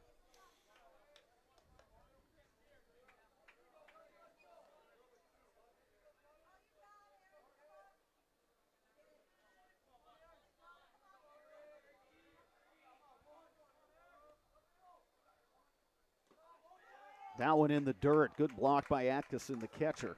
Yeah, Berg, I think, reached back for a little extra right there. Got out of his comfort zone there. Spiked that one.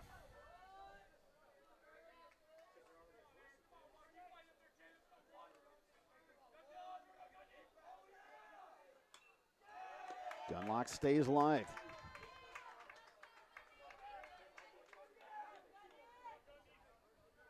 Two balls, two strikes. Two outs, bases loaded. Three across for the Old Abe's here. Bottom of the sixth to tie it.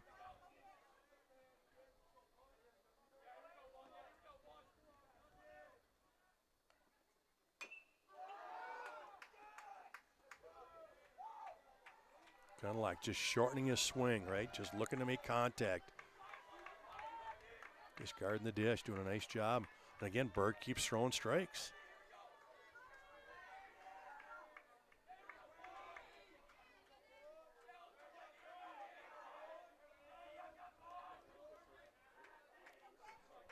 Berg shaking off a couple signs. Here's the 2-2 pitch. Count is full. Two outs. All three base runners will be in motion.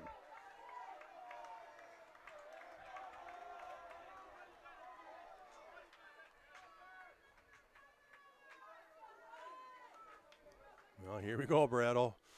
Bases juiced. Two outs. Bottom of the sixth.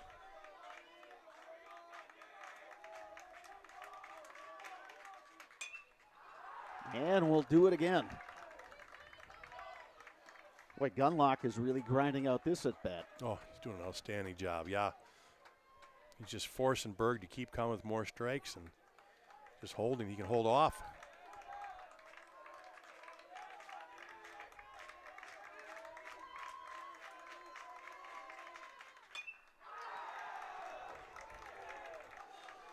Gunlock's like playing Pepper up there. Yeah. You know, he's just simply trying to foul things off or put something in play. He's not over swinging by any means. He's shortened his stroke, just looking to make contact, staying alive up there.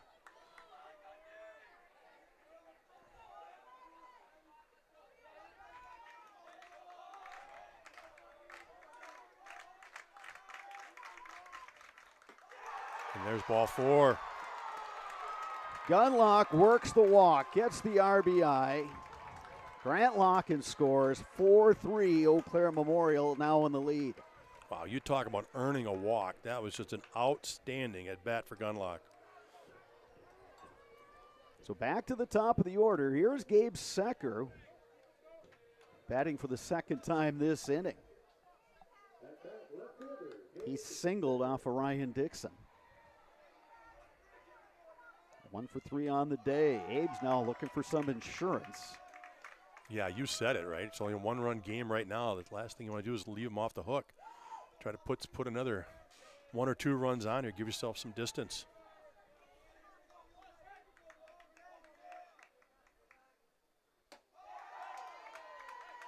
Here's another pitch.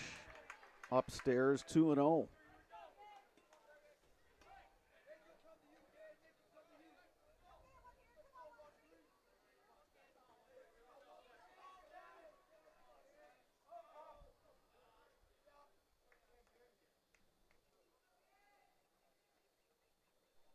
Atkinson, the catcher, is going to walk out and chat with his pitcher, Carter Berg. Gabe Secker is going to walk down the third base line and talk to head coach Kyle Kaufman.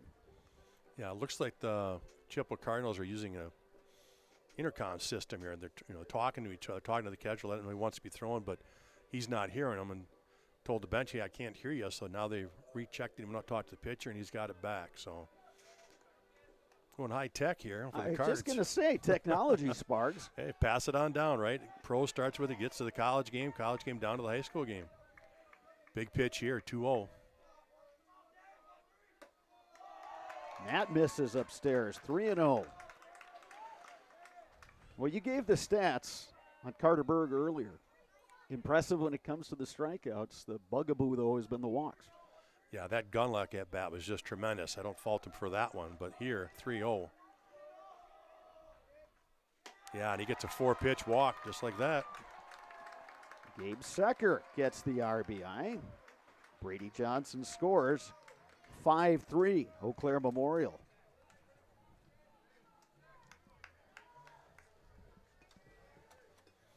And coming up is Jack Harris, 0 for 2. He walked and scored earlier this inning. head coach for the Cardinals, Steinmetz, just trying to give that encouragement out there to Carter Berg, like, hey, you got this. He was cheering him on, trying to keep him positive. Boy, this game just turned. Just absolutely turned. Cardinals in total control here until the bottom of the 6th. Up and into Harris.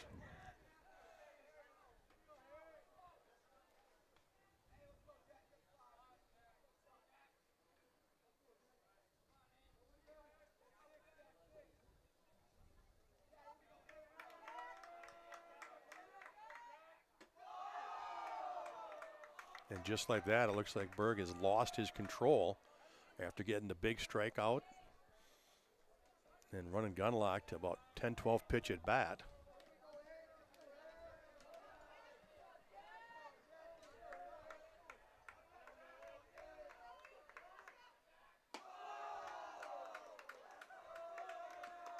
Three and 0 now the count to Jack Harris.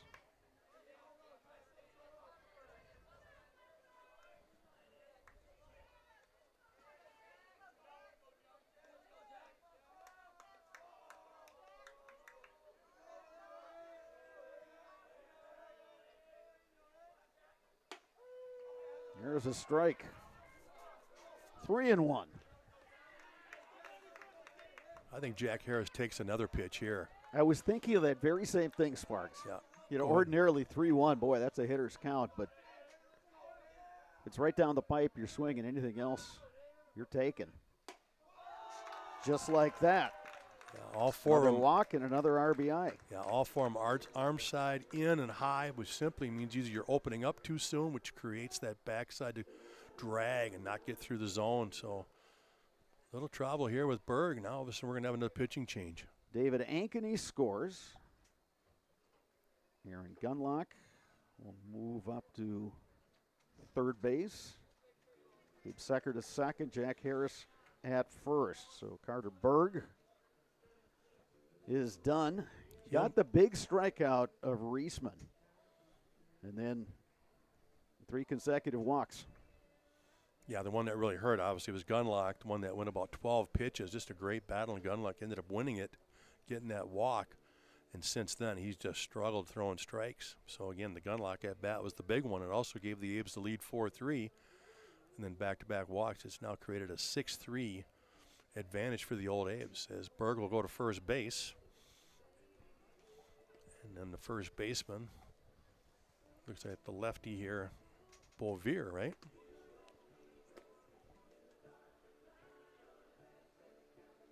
Will be our next picture. Yeah, that's what it looks like, Sparks. Beauvier to the mound.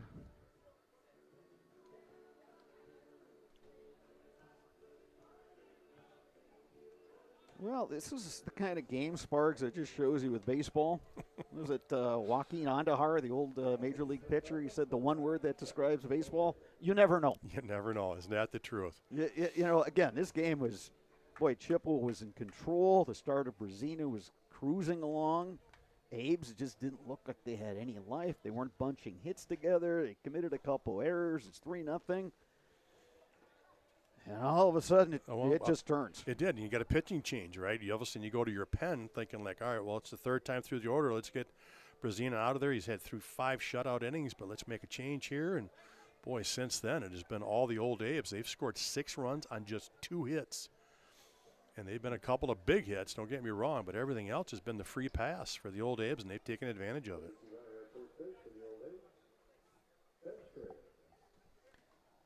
Ben Strayer is the courtesy runner at first for Jack Harris, the catcher.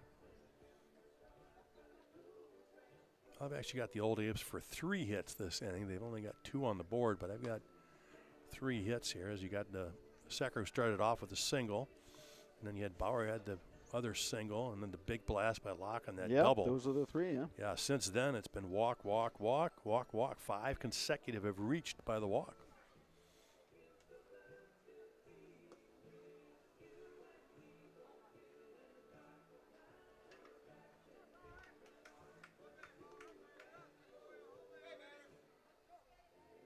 Two in the third for Chippewa, 1 in the fourth. Nothing for the old Abes until here in the 6th. They put up a crooked number, 6-3 Memorial. And Memorial's got their leading hitter at the plate, and Ian Bauer, who was already 2 for 3 on the day. With an RBI and a run scored. Lefty-lefty matchup. Bauer facing Beauvier. Bauer takes a strike. Yeah, it looked like he was taken all the way. Kind of that same theory, right? You got to show me you can throw strikes. They've already walked 5 in a row. The light rain continues here at Carson Park, but the mood is considerably brighter over on the Memorial side. Bauer pops it up. Jackson Martin, the third baseman, in fair territory. Had to make a couple of steps back, but he makes the catch. Big inning for the Old A's. They put up 6 runs. They'll try to close it out with WIAA coming to bat. Top of 7, now trailing 6-3. You're watching Big Rivers Baseball on Zaleski Sports. We're back with better halves. Jane is looking for a better health plan. Jane? I need someone who'll make time for me. So, how would you two get to know me? You want time? I'll keep you on hold all night long. He sounds gross. Jane, I'm Steve from security. I won't treat you like a number. I've got award-winning service and coverage made just for you. Now that's better. Next up, networks. Get more sales, more customers, more employees, more community support. Let Zaleski Sports help you today. Our advertising rates are less than what you have in your pocket now. People just like you watching this broadcast are your next customer or team member. Plus, you'll have the satisfaction of making sure that our light continues to shine on these student athletes. Use the phone in your hand. Email us now. Welcome back to a rainy Carson Park. Chippewa Falls coming to bat here. Top of 7, now trailing 6-3 due to a 6-run inning put up by the Old A's.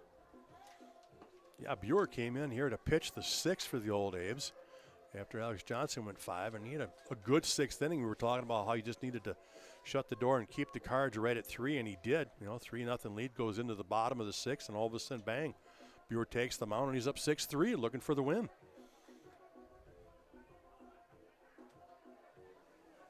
Yeah, certainly a different situation than when he entered. His job was just to keep things where they were, and he did that. Gave up the double at Atkinson, I should say, but got Logslet to fly out. So Brecken Beauvier is coming to bat. Beauvier 1 for 3, 2 RBI single in the 3rd. Buer delivers a strike. Working ahead, that's the key for Buer.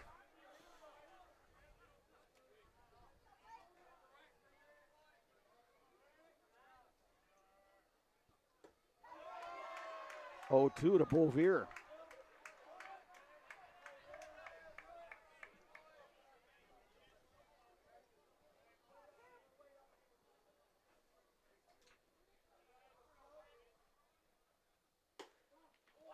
That one just missed. Good pitch. Not a strike, but very close. Tough take right there.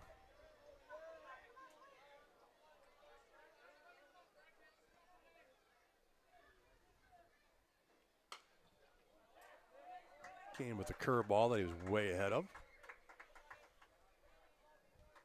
Buer's got a little bit of a different delivery, too. He's kind of a short strider, and he slingshots that thing in there, so it's a little different coming out of the hand. Yeah, he's got a live arm, decent velocity, ball moves.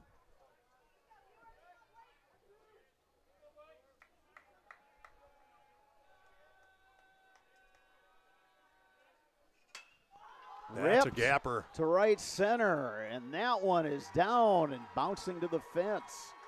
Beauvier will hold at second, leadoff double. Cards aren't done yet.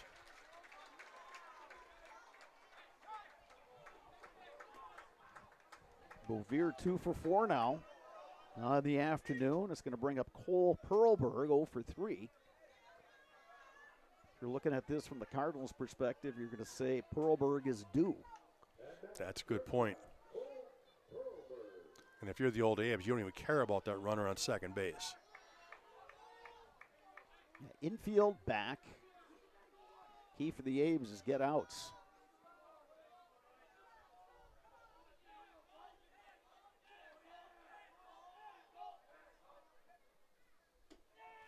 Buer delivers ball one to Perlberg.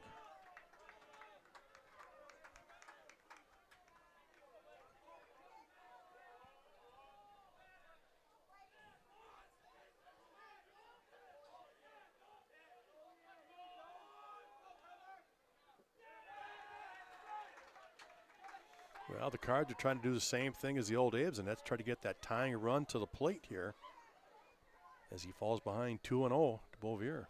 Or excuse me, to Perlberg.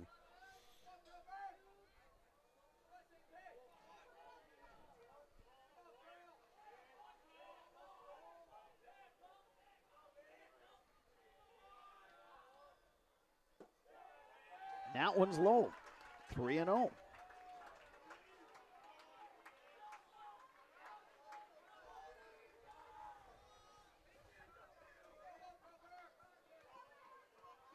Buer going to try to clean the spikes a little bit. Yeah, you talked about it. It's been a little wet out there all of a sudden now. And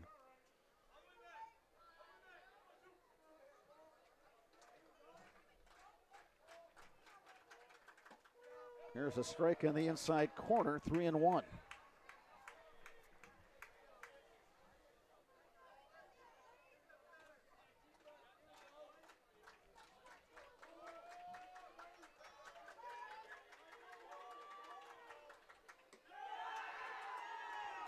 That one's going to get to the backstop, and that's going to allow Beauvier to move to third. So a walk to Perlberg.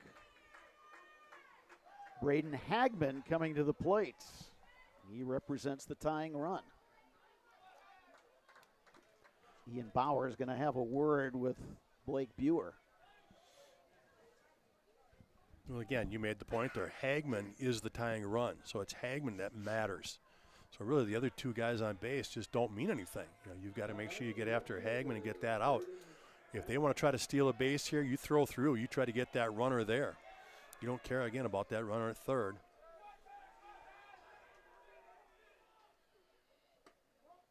But, of course, I don't see the Cardinals even trying to steal a bag here. He's too big a run. You can't afford to chew up and out there by getting thrown out. Hagman takes a ball inside, 1-0.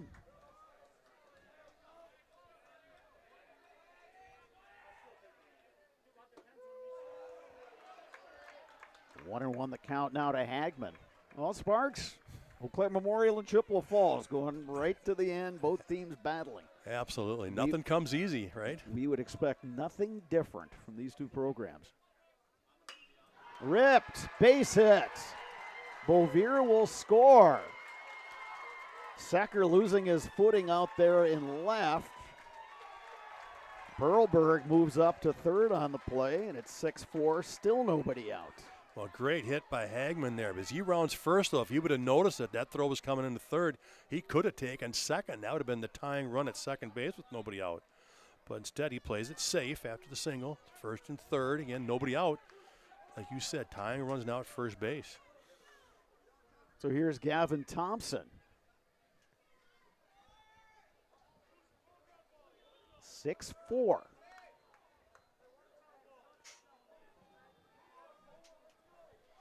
Thompson 1 for 2 with a walk. Reached on an error, scored in the fourth, singled in the fifth.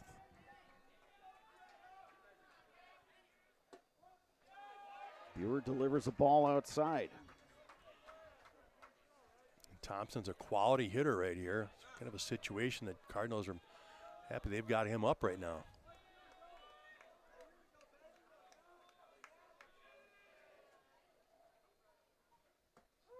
Thompson takes a strike. Good pitch by Buer there, right? A little slow curveball. Gets it over for a strike.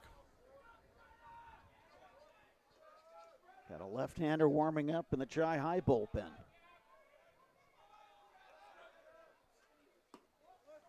That one misses outside, 2-1 to Gavin Thompson.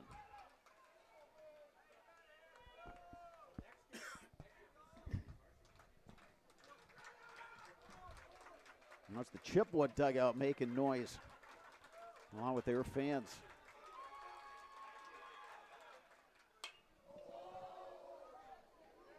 Thompson kind of got tied up on that one. A good pitch inside.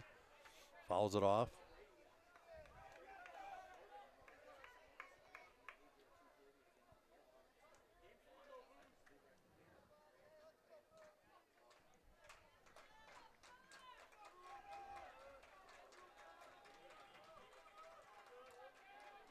Two balls, two strikes. Nobody out, runners at the corners. Bouncing ball to short. Reisman. Can't make the play as it was deep in the hole. I'm not sure he's going to play either way. Perlberg scores. Hagman moves to second. Yeah, that's a tough play with everybody shaded to the right side with the lefty hitter up. Yeah. Thompson going a little opposite field there. Yeah, they were playing for two up the middle, so they were kind of squeezing the middle like you said, and then Reisman's got to go deep in the hole. He would have knocked it down, but he just doesn't have a play even if he comes up with it. So the score of that infield single, or at least a base hit, I should say, got to the outfield. But so again, here we are, nobody out, 6-5. You got the tying run sitting down there at second. Boy, those fans that came early for the Express game are getting to see a fun end of this one. Yeah. A little bonus baseball. Well, Cardinals are showing up right now with their 8-9 hole hitters, so at least for the old Abes, they've got to get these two here before they face the top of the order. Here's Jackson Martin. 0 for 2, a couple of bounce outs to third base. Here comes the bunt. He put down a sac bunt in the fourth. Yeah, they've done a great job all game. They're 3 for 3 on getting the bunt down, and this is definitely one of those situations. And he's definitely bunting. You can see how far up in the box he is. Bunt is down. He may not get him. Oh, good play. Great throw by Blake Buer to retire Martin, but that was a beautiful bunt. Yeah, Buer being an old shortstop obviously needed that right there. That was a great play getting off the mound. I'm not sure you could roll that out there much better. Great bunt. Moves the runners over to second, third, just one out. So you've got the tying run, Hagman now at third. The go-ahead run, Thompson at second. Evan Weiler is the batter. And he's going to walk down to have a chat with Mitch Steinmetz. Boy, as well as they can bunt the baseball, this might be one of those like safety squeezes. It's so hard to defend. If you can put a bunt down just like they did right there, that scores the run. So we'll see if the Cards got anything up their sleeve, or they're just going to let him swing away and see if he can drive him in with a base hit or sac fly. Old Abe's will bring the infield in. See, and even there, that's an interesting call because the go-ahead run is at second. Yeah, they could tie it, but you're saying that we're going to let that single get through a little easier, and that might put the go-ahead run in. I think I might have actually left my middle infielders back to try to prevent that go-ahead run from scoring. Buer delivers a strike.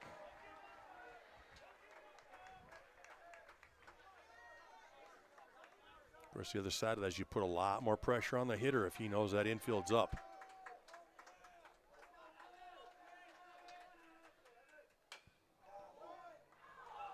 Oh, 2 now to Weiler.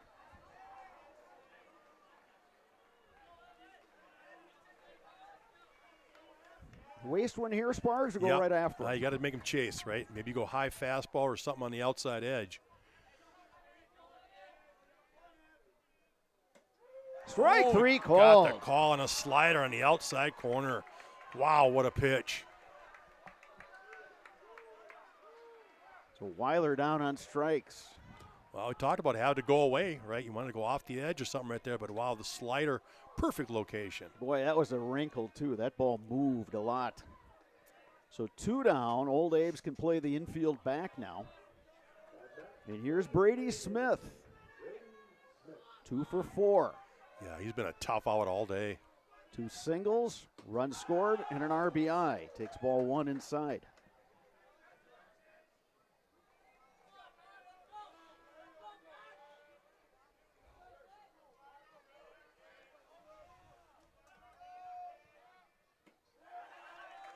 2-0 now to Smith. If you're Brewer, you don't give in to him. Right? You just keep a nibbling here again. You've got the open base with 2 outs.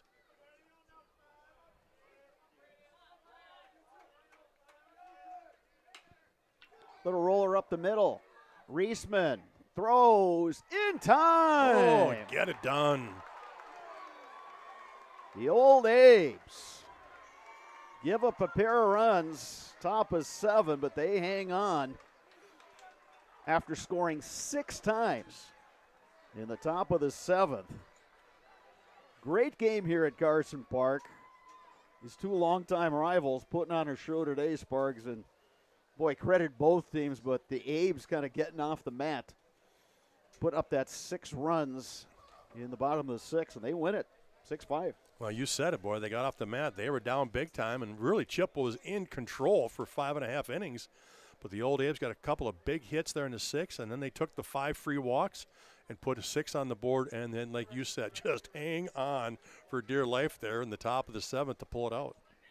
Coming up next, the postgame show brought to you by Chippewa Valley Orthopedics and Sports Medicine. Rely on the experience of our sports medicine team when you have any sports-related injury or issue. You can count on a prompt, proper diagnosis and a customized treatment plan to meet your goals. Their orthopedic surgeons and our athletic trainers serve your athletes in Eau Claire, Chippewa Falls, and western Wisconsin. That is coming up next on Zaleski Sports.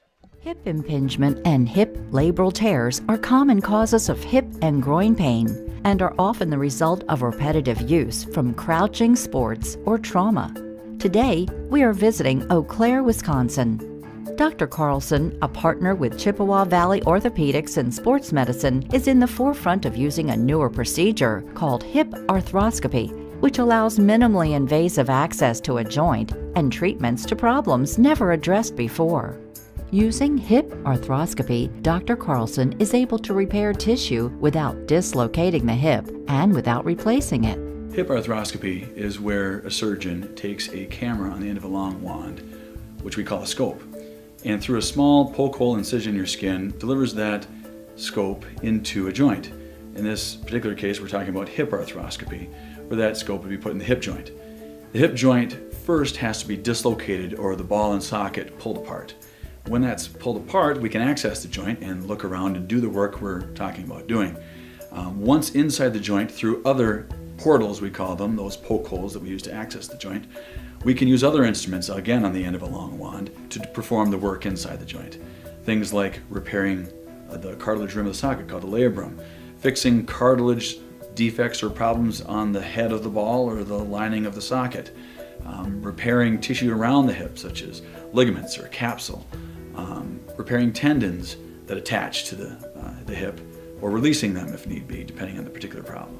Dr. Carlson's goal is to eliminate the segment of untreated patients or patients with delayed treatment who have curable hip pathology, educating potential patients and their providers that these symptoms are not things they need to live with, or that they are not from their back or groin pulls or early arthritis. Few orthopedic surgeons are operating on hips through a scope because it is a newer and technically difficult surgery. Therefore, certain diagnoses may be missed by physicians not familiar with these newer treatment options. Patients I see with hip joint pain that can be fixed and not just replaced can range from their mid-teens or younger teens to 50, 60 years old. In the past, patients who had labral tears in their hip were told that they may have some pre-arthritis or an early arthritic problem. They may be told that they were just prone to frequent groin pulls in the sport of their choice. And taking some time away from their sport, they may sometimes be able to return to the sport with just continued pain. And fortunately now, with our knowledge of the concept of labral tears and our ability to treat that problem, we can take people who are otherwise just waiting 20 years to undergo a hip replacement, or just feeling that they can't ever participate in that activity because they'll just keep getting groin pulls. We can take that person, we can make them better, we can fix their problem, we can bring them back to their sport, and allow them to continue to develop as an athlete or as a worker or whatever particular activity they're trying to do where that hip is affecting them. Chippewa Valley Orthopedics and Sports Medicine has been committed to the healthcare needs of patients in western Wisconsin for over 45 years. Their success and reputation as an outstanding orthopedic clinic can be attributed to the teamwork of their friendly, knowledgeable physicians and staff. Here at Chippewa Falls Orthopedics and Sports Medicine, we have 12 partners, orthopedics, neurosurgery, non-operative spine, and foot and ankle. We really pride ourselves in listening closely to the patients and hearing what they're saying, spending a lot of